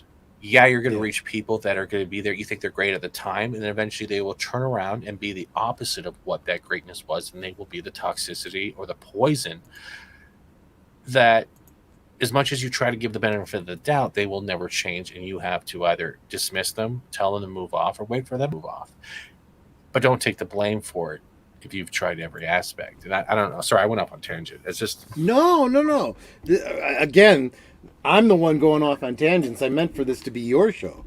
No. It's perfectly fine. I'm just one simple dude, man, and I've been through a lot of crap stuff I don't talk about because you don't air your public laundry in public. Don't ever air your dirty laundry in public. Don't ever air your drama unless it's like physically or it has physically harmed another. Don't do it. But the people that keep quiet and you don't know things are happening, it's for good reason, because guess what? It only fuels a fire for people who want to fuel more fires. Keep on your road. You're going to crash, but you're also not. It's going to happen. We can't control everything every day. Look at Echo Base, for example. Yeah. Echo Base did one mistake and they got demonetized. I feel for them. That reused content that they make. They uploaded a short and monetized it, and they got hit. The problem is that when it comes to the reused content flag, I'm not mocking them. I'm laying this out here. This is what has kept my channel demonetized for however months it was, even though I deleted all the convoy stuff. Is that flag still hits? Yeah. Reused content flag is the most broken system on YouTube right now. I think even worse than DMCA, because they have a system that will flag your content as reused. Because I've talked to support, they actually admitted this to me in chat. They don't have a system to actually tell the creators what the reused content is, so you can remove it to get out of that flag. So you are stuck in a 30 to 31 day limbo every time you apply an appeal to hopefully get it. I was replying since March till June or July. And I got it back. I wasn't expecting it. They kept saying reuse content. Like, I'm a gaming channel. All the games are going to look the same until I beat it. Like, that's it. You have to flush it out. Yeah. And when I heard Echo Base got hit, I was like, wow, I didn't expect that. But that means any one of you can get hit the next day. Monetization is not a social credit score, okay? If anyone thinks being monetized or channels being monetized is a sign of respect, please take the head that is in your ass and remove it, because it's not. Being monetized doesn't matter, because there's so many other formats to help contribute to a channel if you want to give monetary value. The monetized super chat stuff is just a way of saying, hey, I'm monetized here. Guess what? I'm a partner, but I'm still giving YouTube money. No one wants to give YouTube money. YouTube has been the most moving goalpost, worse than Disney. Well, yeah, and that's why whenever I share your link. I keep ranting. No. I share your link. This is why, like I said, when I contribute to Midnight's Edge After Dark, I do a direct PayPal to Tom, because, and what's funny is I'll send him a contribution, and I'll say in the notes, you don't have to say anything, I just wanted to contribute, and he always acknowledges. He's so sweet. But support the content creators, not the platform that's leeching on them. And honestly, it's going to take alternate platforms to force YouTube to get their heads out of their asses. I doubt. Maybe, but YouTube has a huge market. They have let's call it the way it is. They have a monopoly, right? But they only have a monopoly because that's how we perceive it. Until we start going to Rumble and Twitch. I do have Rumble. I bet everything is backed up. As soon as I'm doing a live stream or a video, it automatically backs up to Rumble. I have been very lax in doing that myself, but I don't feel any impetus to do it because I'm not monetized here. It doesn't matter though. That's the thing. I know. Your videos there can still get views and accrue like some type of like adult. It doesn't matter. It means you can see where your things are. It's also a backup library in case YouTube ever decides to delete your stuff. You want all your years' work backed up somewhere. Right. That's where my convoy stuff is.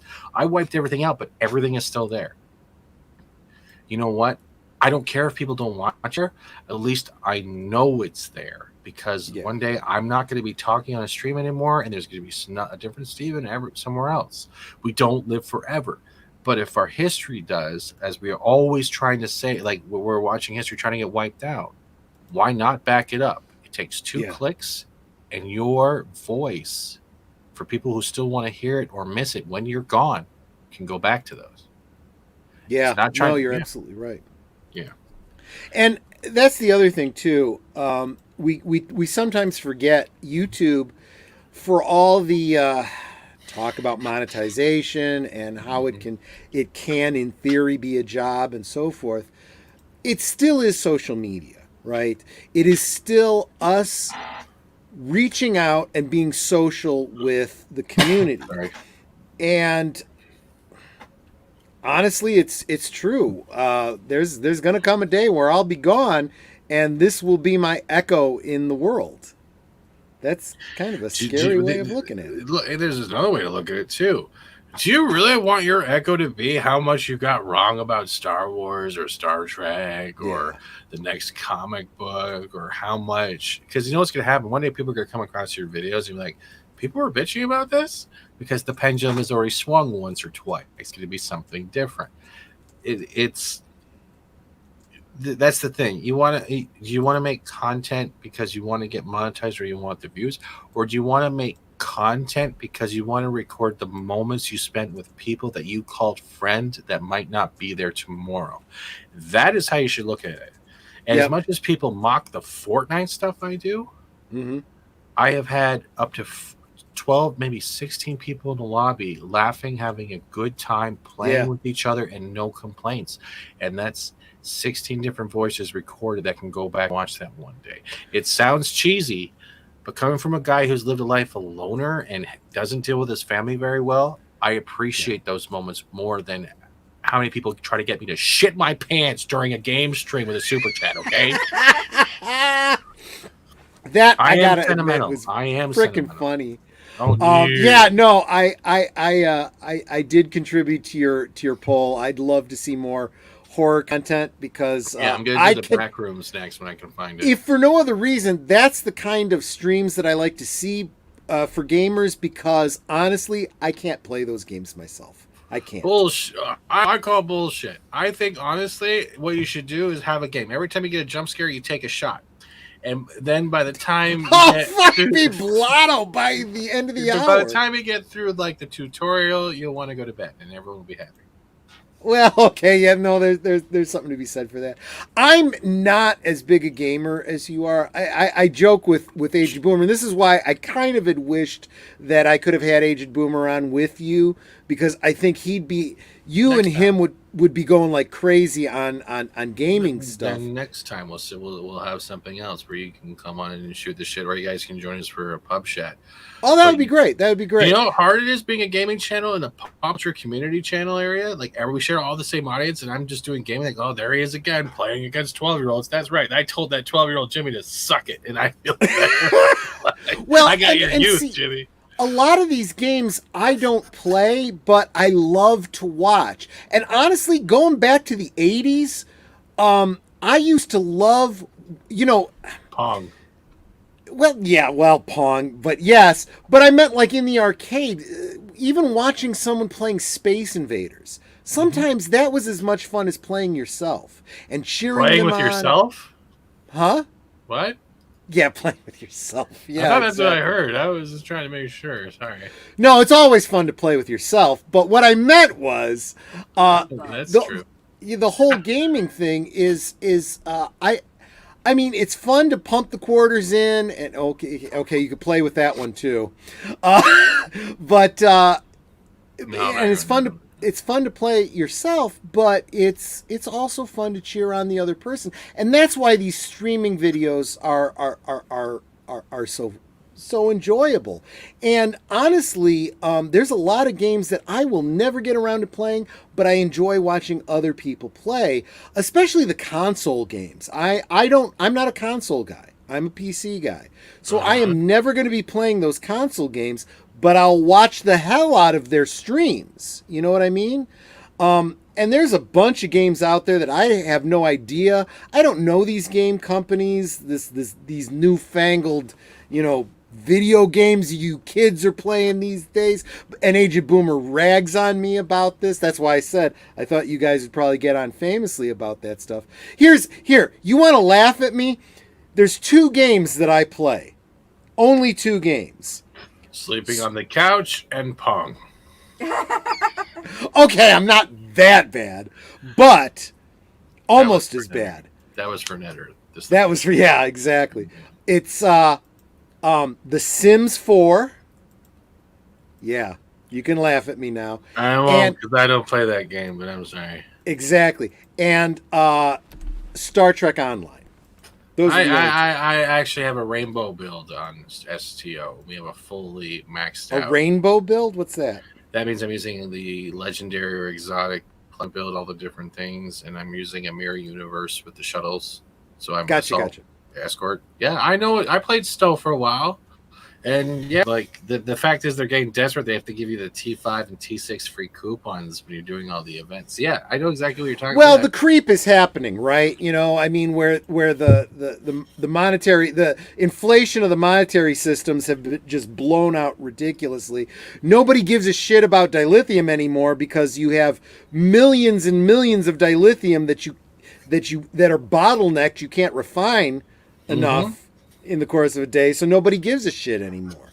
Give me all the dilithium you want. It's worthless to me, you know? Yeah, that's pretty much it. People wait around for the Q event. They wait around, hopefully, that the T6 ship we're going to get is good. They wait for the PlayStation packs. I got to say, for me, and I've said this with some of the people I play with online, the winter event is like part of the holidays for me now. Yeah, it is. And it's not even so much necessarily the events and getting the Screw the fishing, though. I hate the Klingon gauntlet. They can suck it. Really? That's the part I love. The snowman is better, honestly. Okay, no, you're right. The snowman is pretty damn good. Going for a fishing hole and sliding across the snow. I'm like, oh, wait, hold on. But, you got to understand, I come at it from the Klingon point of view to begin with. You know, the summer event sucks though. I hate using the jetpack through the courses. I hate it so much. Oh, for fuck's sake! I quit doing the power boards. Yeah. I swear I was like going and this season was the worst because I kept going off the course and it's like fuck you. I'm done wasting my time trying to get these damn tags, and my time would be better spent doing regular missions to get points. You know. Do you want to know what my rainbow build was called? I named my ship the Throbinson Caruso. I love it. I have a Klingon. Remember they released the Klingon Starfleet battle cruiser? It was supposed to be like that. You know, the one that looked like it was the cross between Federation and Klingon ship. It had like the lasers that would shoot out with that super. So I called that Kurtzman Sucks. And we're supposed to fly around and do that because that's something was still like, oh, we love Star Trek so much. And my clan is still praising Kurtzman Trek and Discovery, and I'm like, I can't say a word. I'll get kicked out. I'm just gonna keep here silently. So for all the new listeners today, all the people that followed over Justice Fats Stevens, I have another channel that I haven't really been promoting because I haven't been putting any content on it, called the Kartan the Klingon Cleric, because Netter and I do the whole Klingon cosplay. This is actually a Klingon skull right behind me here, and we're in a Klingon group, and my character in the Klingon group, I go to conventions and I do talks on Klingon culture, Klingon history, mythology, and so forth. There you go, Star Trek Online. And so I head up our club's fleet in Star Trek Online, and I play almost exclusive. I have Federation characters that I never fucking play. I play like 5 or 6 different Klingon characters, but anyway, yeah, and but yeah, if you're interested, go check out Kartan the Klingon Cleric. I actually have up a Klingon cooking video if you ever wanted to make gach. It's actually a video in the style of Food Network. Huh? Spaghetti? Well, sort of. It's a little bit more complex than that, but the video itself is in the style of... He said Klingon, not Italian. Yeah, right. It's in the style of... It's me, a Worf. Sorry. It's me, a Worf, exactly. In the style of Food Network's Good Eats. It's the Klingon version of that. And if Netter's working on getting us new phones. As soon as I get new phones, I'm gonna record some new Klingon cooking videos. We should have them by Tuesday. Oh, we'll have them by Tuesday. So maybe next weekend I'll start filming some new. The next video will be Pippius Claw. We actually have been with our phone company for 2 months shy of 18 years. 18 years? Holy crap! They better want to keep us. Oh, you're going into Star Trek Online right now? Well, I know. I'm going to show my ship. Yeah, yeah. They actually gave us a credit on our phones because we've been with them so long. Well, good on us, I guess. Let's see. I think I can. How do I... I think I can. How do I focus on you? So, there's my ship, the Robinson Crusoe. I'm not joking. How do I... See, it's right. You gotta... Nope, that's not... You gotta click the big window and then move me over. So there's the Robinson Crusoe, and you can see by the rainbow build, I have the phaser wide dual, the dual overchuck Delphic, the piezo. There we go. Yeah, so that's the rainbow build, right? Okay. So, like, my gear is pretty good. Omnidirectional Nice. Delphic anti-proton, and then you have the plasma, then you have the dual heavy anti-proton plasma. So that's why it's called the rainbow build, because it shoots a bunch of stuff. So yeah, then you got the... Oh, so you've got... Oh, see, I don't have any builds like that. Everything I have, the ship has either all anti-protons or all, phasers or all whatever. And then I change ship depending on what the endeavor for the day is. And I think what is it? Percent. So I have 5% accuracy, 5% defense, then plus 10 kinetic and plus 10 energy, then plus 2.5, and then minus 3 damage and rating for 5 weapon. Yeah, so yeah. But what was the other one? I think it was. Hold on. Where's my other ships? Where's the other ships? Okay, I want to switch ships. So we have the Free Fire. No. When you play all chicks? You got a problem with that? Yeah. No, not at all. I'm not about chicks. I'm not going to stare at Dude, I have for look, I actually named the doctor Alex Kurtzman Sucks. Oh, gosh, there you go. No, I don't blame you. I literally have... I have him. I totally forgot it. That's funny. I have a character from each faction and each gender, just because they get different costumes. He's the Hulk on one of them. Yeah, I have one where I have an Orion character. I named him Banner, and his bridge crew is Avengers characters. I'm trying to figure out how do you switch ships? Do you have to be at a dock or something? You have to go to the engineer, and yeah. We're getting a little off. You're at Deep Space Nine, aren't you? I think so. Continue without save.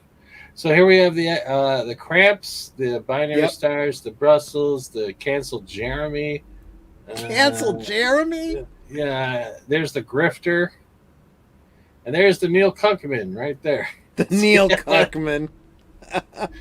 And what is it? I had a bunch of crap. Yeah. That's it. I used to play Star Trek all along when I was looking for a game to play, right? So I did. I really don't get me off here. I really don't give them any money, but I am a lifetime member, so I get the dilithium every month or whatever, and the problem with that is, though, I've accumulated over 4 million unrefined dilithium, and you can only refine 8 million or 8,000 a day. So it's like, fuck. But the market's screwed anyway, so it's not even worth it. Now with the loot boxes and the chance of getting a ship out of there, it's not even. I will say one thing about Star Trek Online for Star Trek fans. For as much as I hate anything, Star Trek 2019 onward, any of the Kurtzman bullshit, they have have really done the best that they could with what they had to work with. The storyline in Star Trek Online actually, in my mind, redeemed Nemesis for me. You know? And then they had a Discovery and Picard, and then you're just like, okay, I'm done. I can't do it anymore. I'm sorry. But you know what's funny is they really downplayed those storylines, right? They drew what was to a degree, but then they gave us the Discovery boxes, then they gave us the Kurtzman line. Like, I can't.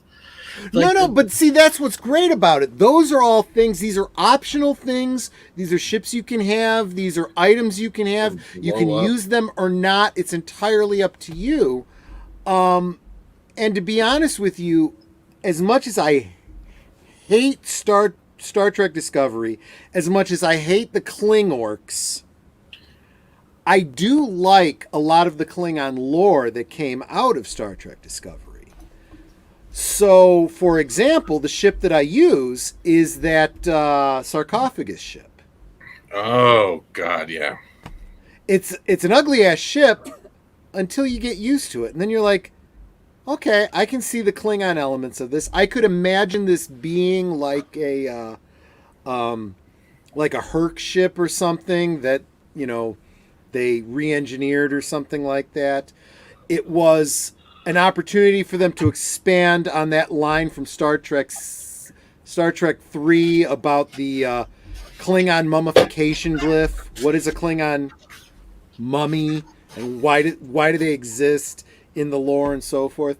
So I really kind of got into that, and doing the whole Klingon cleric thing, it was almost a necessity.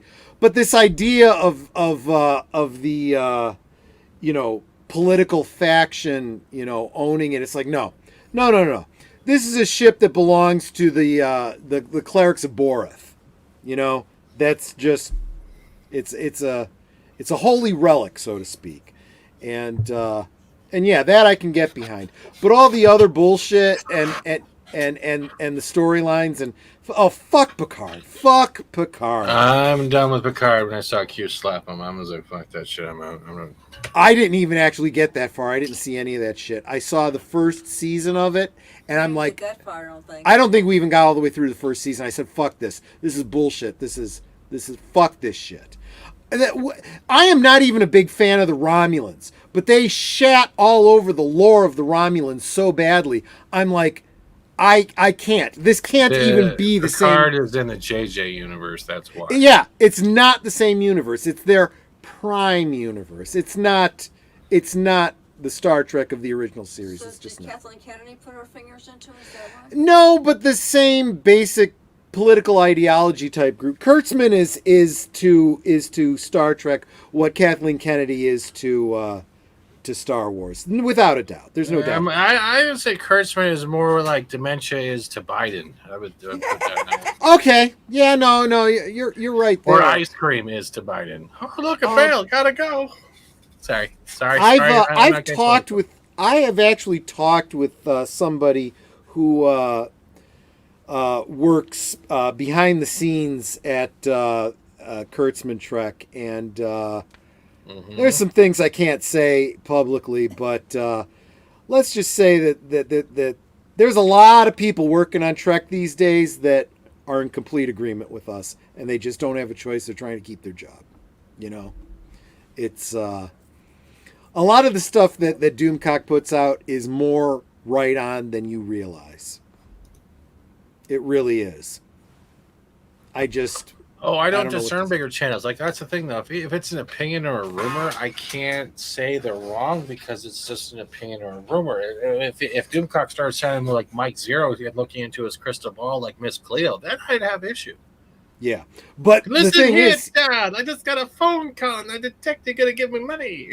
No. Yeah, and he's upfront about, it's just a rumor. I can't confirm it, so take it for what it is. But the problem is, the things he tends to say tend to play out, And who's even better than Doomcock, in my opinion, is WDW Pro.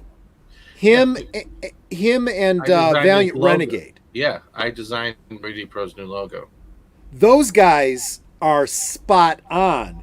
because not only do they have some, inside sources, but they're looking at stuff not only as fans, but as financial guys. And they look at it and go, look, finance doesn't care what you do and don't like, except for whether or not it makes money. There are things that govern finances that your opinion does not give a shit about. It's just the way it is. And it tends to play out. They make predictions. Hi guys, there you go. I'm WD. I designed this. Hi, how's it going? I'm the one who made that for him. Yeah. I love it. I didn't know that was you, but yeah, that's cool. Yeah, I saw that, and that's good stuff. I'm not. But this really is what I'm talking about.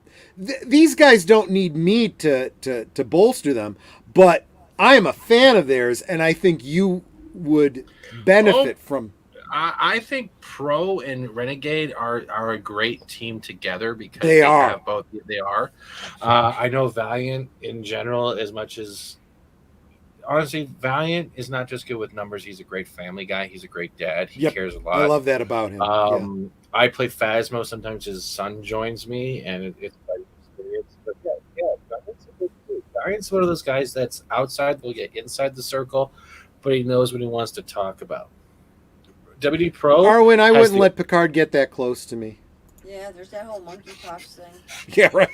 That's why they're having gay sex with him. Make it so. Make it so. Make it so. All over the bed. Number 1 or number 2? No. I don't know. That's not Amber Heard. I mean, I got to be honest with you. I mean, I always knew he was a left-wing loony, but even when I met him at the conventions, but I was like, you know what? You talk about Amnesty International all the livelong day at the conventions. I don't give a fuck. Your show is good. I like it. Spell Amnesty. Yeah. As soon as he started saying, well, I want to get the politics into the show, it's like, fuck that, I'm done. I am fucking done. It's like Andor in the Trumpian world. I'm like, oh, that's great. Because that guy lives in a galaxy far, far away. Andor, for fuck's sake, who gives a shit about somebody? We saw him once and he died. We know where his story ends up. We don't care. Stop with the fucking prequels. There is nothing good that can come from a prequel. Stay away from the prequels. I don't know.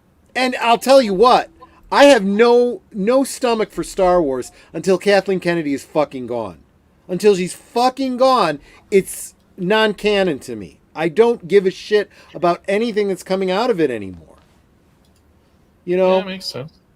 I mean, well, I'll tell you what. As long as they're fucking groomers over there, they're not getting my money. That's all there is to it. I mean, everybody keeps saying that Bob Chapek, he's playing 4D chess, and the more that this happens, the more. Yeah. I don't see it though. I do not see it happening. It means nothing if the company goes fucking bankrupt while he's. Until Kathleen Kennedy is gone, it's going to continue to fucking go down the toilet. They still have public facing their public stance that they are still fighting against the parental rights law in Florida. That is still on their public facing webpage.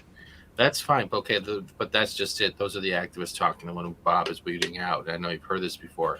But if you watch that quarterly interview where Bob Chapek has that beard, that is a clear sign of no fucks to give. Bob Chapek for the last 20 to 30 years has been a clean-cut, straight to the point businessman. No beard, no facial hair, clean press suit, all that stuff. When that interview came out and he was wearing that beard, that means he no longer gives a fuck about those principles, no more about the clean cut. He is there to get shit done. That's why he's been given those 3 years, because now he started with Rice. Rice is gone. That was probably the guy who started the whole activism shit. As much as you have those pretenses, as everyone does, yeah, sure, have them. But when you see him coming out and making a bold statement without saying anything, that means he has now reached a new tier where he has his designated targets. Rice is gone. Guess what's going to happen next? The activists are going to be gone. If Sundance has most of Pixar's and can create and drop the movie Luck and be very, very, very good, that means Chapek is on that road. The activism will go. Zaslav, as much as we don't want to look at it, has been the kicker for other corporations to get their shit together. It's going to happen. The problem is we don't have patience anymore, but guess what? You got to have patience because the pendulum can only swing so far, and it takes a while to get not only contracts nullified, it takes a while to get people nullified out of the company. See, you say that in the same breath as you point out Zaslav. Zaslav is like, fuck the contracts. I'll pay you off. You're gone. That's bullshit because look at Ezra Miller. Yeah, I don't know. Yeah, we'll be talking about that on Geeky Geezers on Sunday. I don't know what the fuck to make out of that. But he brought Alan Horn out of retirement, okay? Alan Horn is telling him what to cancel. Zaslav is doing stuff. But if Zaslav never came in, you wouldn't have got Alan Horn in there. You wouldn't have gotten all these cancellations. Do you think Chapek would have pulled the same Peter Rice? It probably would have taken longer. Kathleen Kennedy will go, but the problem is they're giving her enough rope to hang herself. That's the whole thing. We're all waiting. We're all tired of being waited while being called racist. But guess what? We're going to have to wait. That's part of being an adult. You're not going to get everything right away because it's going to take time. And everyone hates time because we're running out of it because we don't live forever. And I hate trying to contradict you saying you're wrong. You're not wrong. Feel the way you want to feel. Everyone should feel the way they want to feel because we burn too much times. But as soon as you start only looking at one thing as being woke or why it's not happening or why haven't you done this sooner, are you actually saying this from a business perspective or are you saying this from the fact that you have no more patience of an entitled perspective? And it's not entitlement, it's not a negative thing. It's the fact of expectations. Our expectations are always going to be set to a point where it disappoints us first rather than accept the fact that our expectations are the ones that led us to where we are right now. I mean, kind of both. Because when it comes to a fight, everything as a minion with orange hair, I forgot I have this avatar up right now. No, but I mean, when it comes to a business standpoint, you know, one of the things I see over. Yep, that's right. Sorry, touch my butt. One of the things I see on the Zaslav side is I am willing to take a film that is almost complete and pitch it because it's going to hurt the brand more than making what money we can off of it is going to help. He's making the tough decisions that an executive needs to make, whereas we make excuses for Star Wars over on, well, it's going to take time and this is already in the pipeline and we have to go with it and we're going to give her more rope. And it's like, no, it's time to say, you know what? It's time to cut our losses. Whatever your contract is, we're paying it out because it is worth it in the long run. But they already gave Kathy a way out and she refused to take it. That's why she's been shitting on Favreau so much. So at the end of the day, as much as we want that to happen, it's happening. And what happens if they lose Favreau? If Favreau goes to DC and I get an Iron Man style Batman or something else from Favreau that built MCU, hell yes, I am taking it. No, I agree with you on that 100%. I'm talking about what happens to your theory about Star Wars. Well, I have the Kathleen's still out. Indy will still hang her. It doesn't matter. She's already on the way out. She has been given chances and she refuses to take it.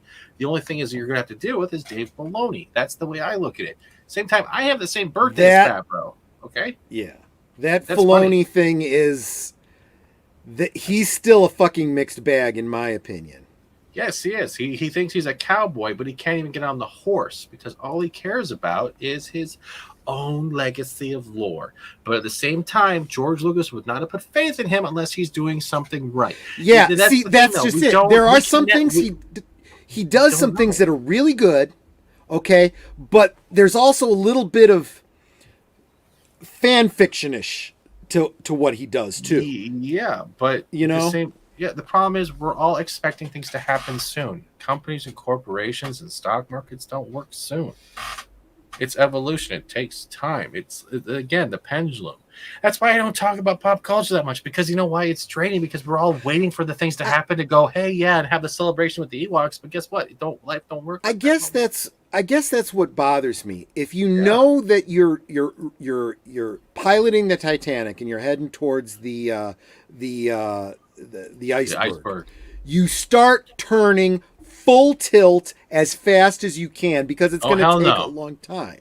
Depends how many rich people need to go. Then I just keep going for that iceberg. Well, but I'm just saying, you know, I mean, I see too many people in comment sections talking about, well, Disney's too big to fail.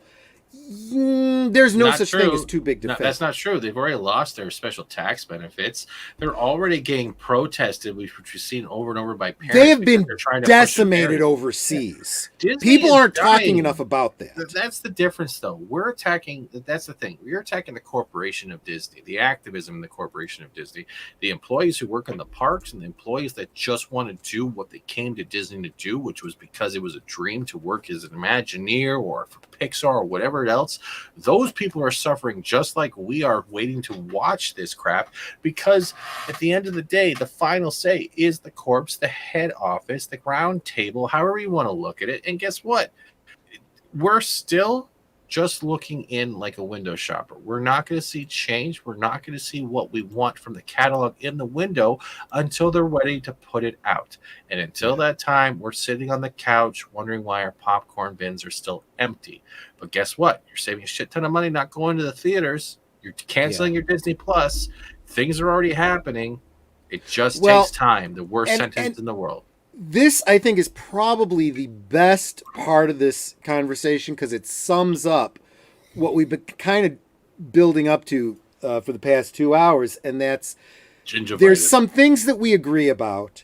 There's some things that we're going to disagree about, and I think we're going to end this being okay with that. You know, I mean, unfortunately, though, there are some YouTubers that I was telling you about that we had this exact same conversation, and they decided, that's it, I can't be friends with you anymore, and blocked me.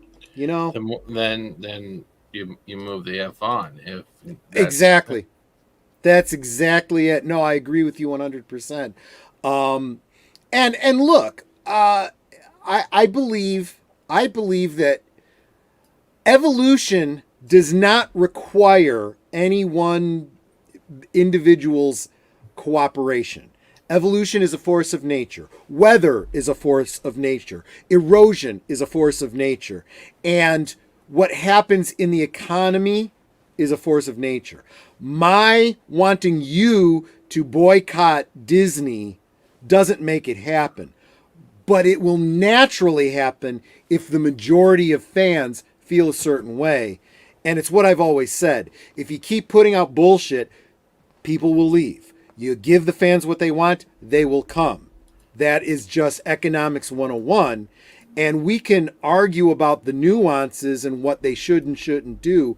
But ultimately, I have to believe that Disney will ultimately either, as you said, ultimately eventually change course and do what's right, or they will, as I'm suggesting, fucking go bankrupt. Either way, it'll take care of itself.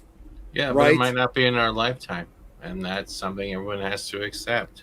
Well, and that's always going to be the truth. But what's great, though, is that's why what we're doing is so great, because we can enjoy what went before, what we love. We have things like games, role-playing games, whatever, our own headcanon. We can share these things. A lot of my regular followers, like Sir Torin, who is a big contributor over on MeWe. We have a group called Fixing the DC Cinematic Universe, where we imagine how things could have gone differently in an alternate universe if they had started with, say, Smallville and created a Marvel-esque shared universe that was good back then, instead of going down the CW route, for example. You know, I did the same thing with the Universal Monsters, that dark universe they kept trying to do, that they kept fucking up and fucking up and fucking up. Now, there's a way they could have done it if they'd, had used their brains. We like to talk about that. Yeah, maybe it's mental masturbation, but it's what we like to think about. That's why role-playing games are so successful. You tell your own stories. I'm sorry, you can say all you want, but these people, these companies own the IPs. Bullshit. Without the fans, they're holding an empty sack. Canon resides in the fandom. To a degree, but the fandom doesn't own it. They don't own it, but they control it. Ultimately, all of this Kurtzman stuff is going to die out. And it's the classic... It already is. The boards are not happy with Kurtzman Trek. Exactly. Exactly, and they're making zero money off of it.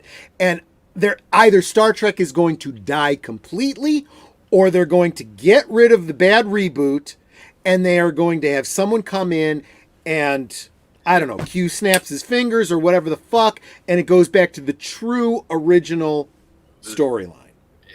I think it's going to have to die for 5 to 10 years before it should be given, and that's fine. Birth. Whatever it takes. But it's the same with hero films too. I don't want to see a reboot of MCU because we've already lived all those stories.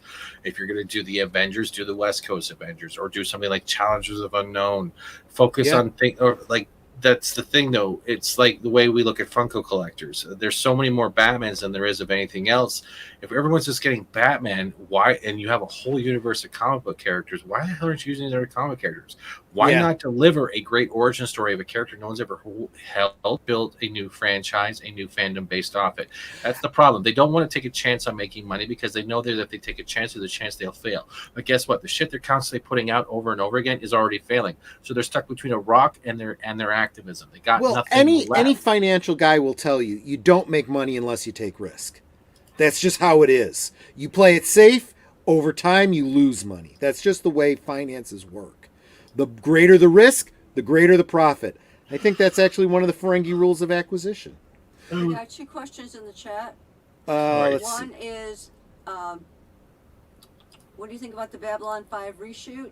And the other one from Orville Nation is, you guys hear about the new Ferris Bueller movie from Cobra? Yeah, before you came in, Steven brought that up. Steven or somebody brought it up, and I asked Age of Boomer to look into it. He's adding it to our notes for Geeky Geezers on Sunday. And I'm sorry, who had the other question? Boomer had the other question about the Babylon 5 reshoot. The reboot is still in full control of Straczynski. He has full creative control, and he gets to tell the story he couldn't do with the technology and the funds back in the day. So I'll give him a chance. Boomer, we actually we talked about this back when they first started talking about this.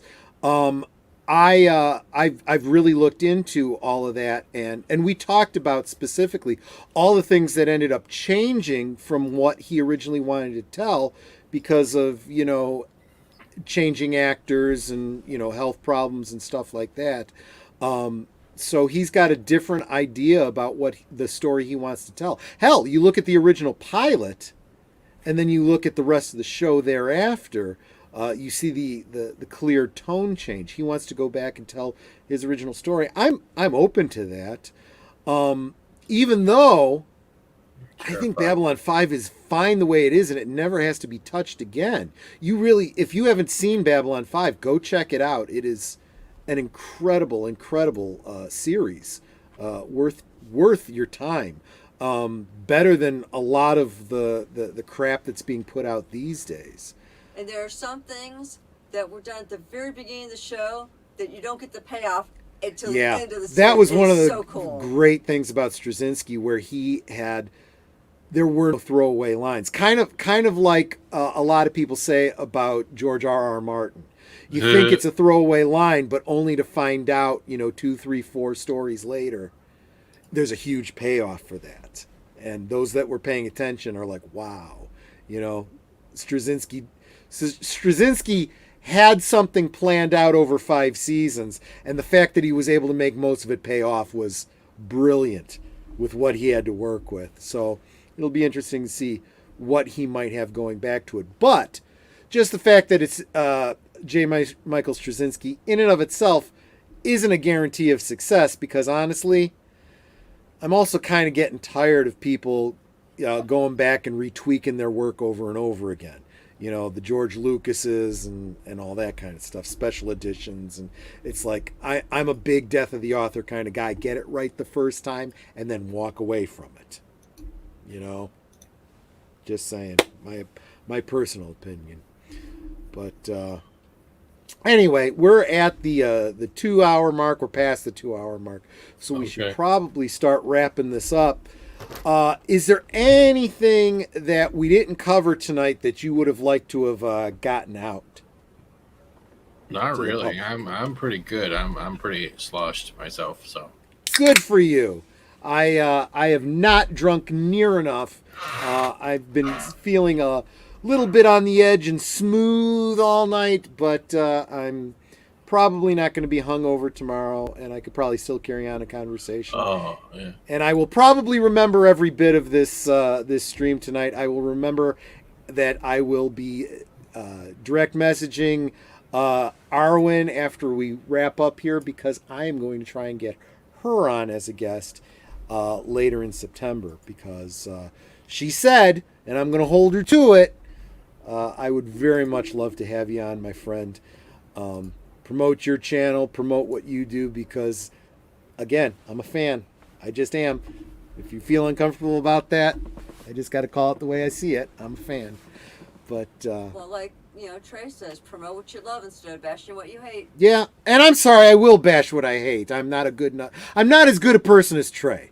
Okay, but I will bash what I hate, but I will always promote what I love. So I guess, Arwen, I'm saying I love you, even with my wife sitting here. So there you go. But it's sukadesu love, meaning like sister or friend, not. Oh, I don't know your Asian languages. I'll go with the Greek. I'll go with phileo. It's phileo. Okay. Fellatio. Not fellatio.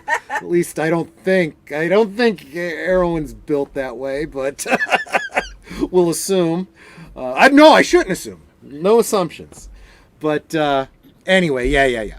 So anyway, anything you got coming up this week that you want to promote? No, Steven? I just want to say thank you for having me on, and I hope I didn't disappoint.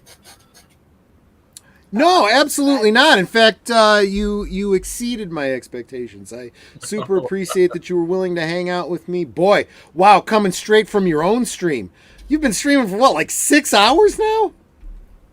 I usually do about 8 hours a day, every day of the week. It doesn't bother me. It's because I love it. And I was calling Steven Otten the hardest working guy in YouTube. I think that might go to you.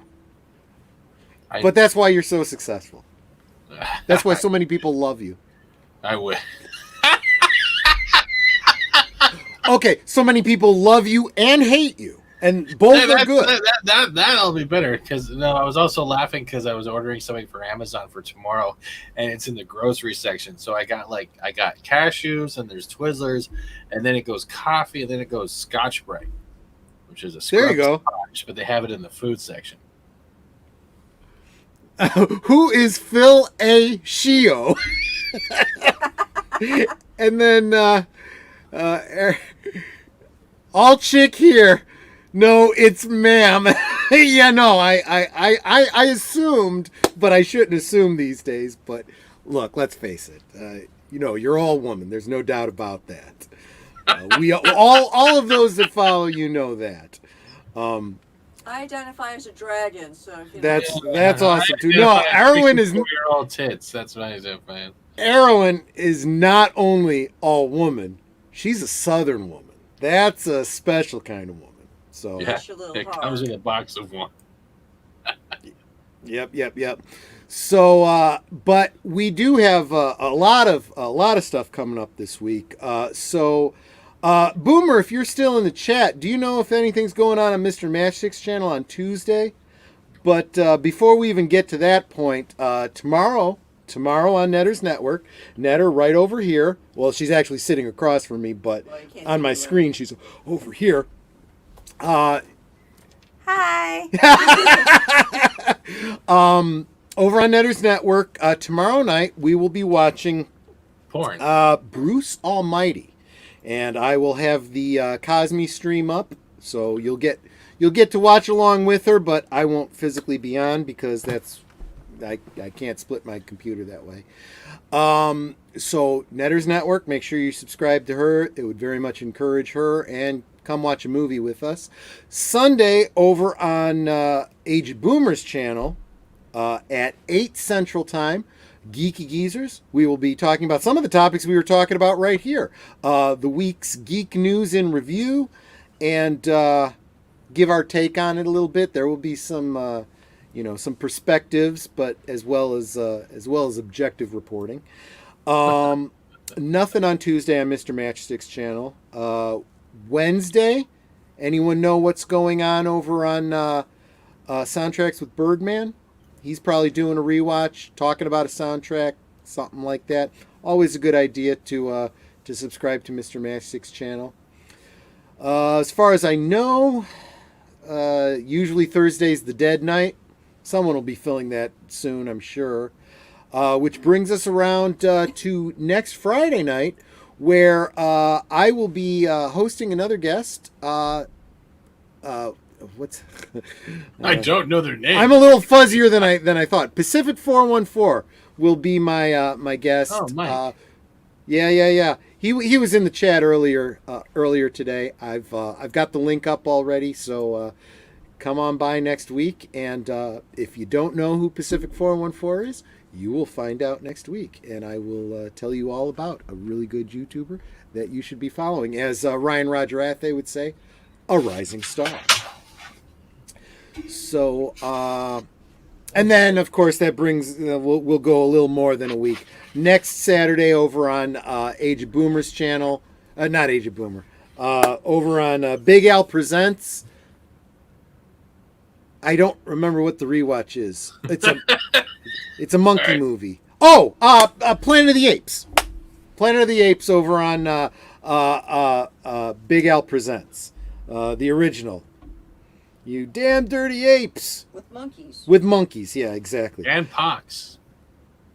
Well, yeah, and or pox. Yeah, that would. You know what? If they were still doing those new Planet of the Apes films, they'd actually have to focus on that, right? Wouldn't that have to be a thing? You know, I mean, I don't know.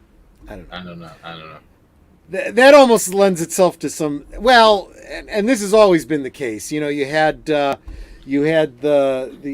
ape human kiss at the end of the original Planet of the Apes, and then you had Helena Bonham Carter in the Marky Mark version, and yeah, we start getting into some real creepy furry territory with some of that stuff. Let me tell you, but this stream has been brought to you by Drunk Alzheimer's. Eventually, I'll remember.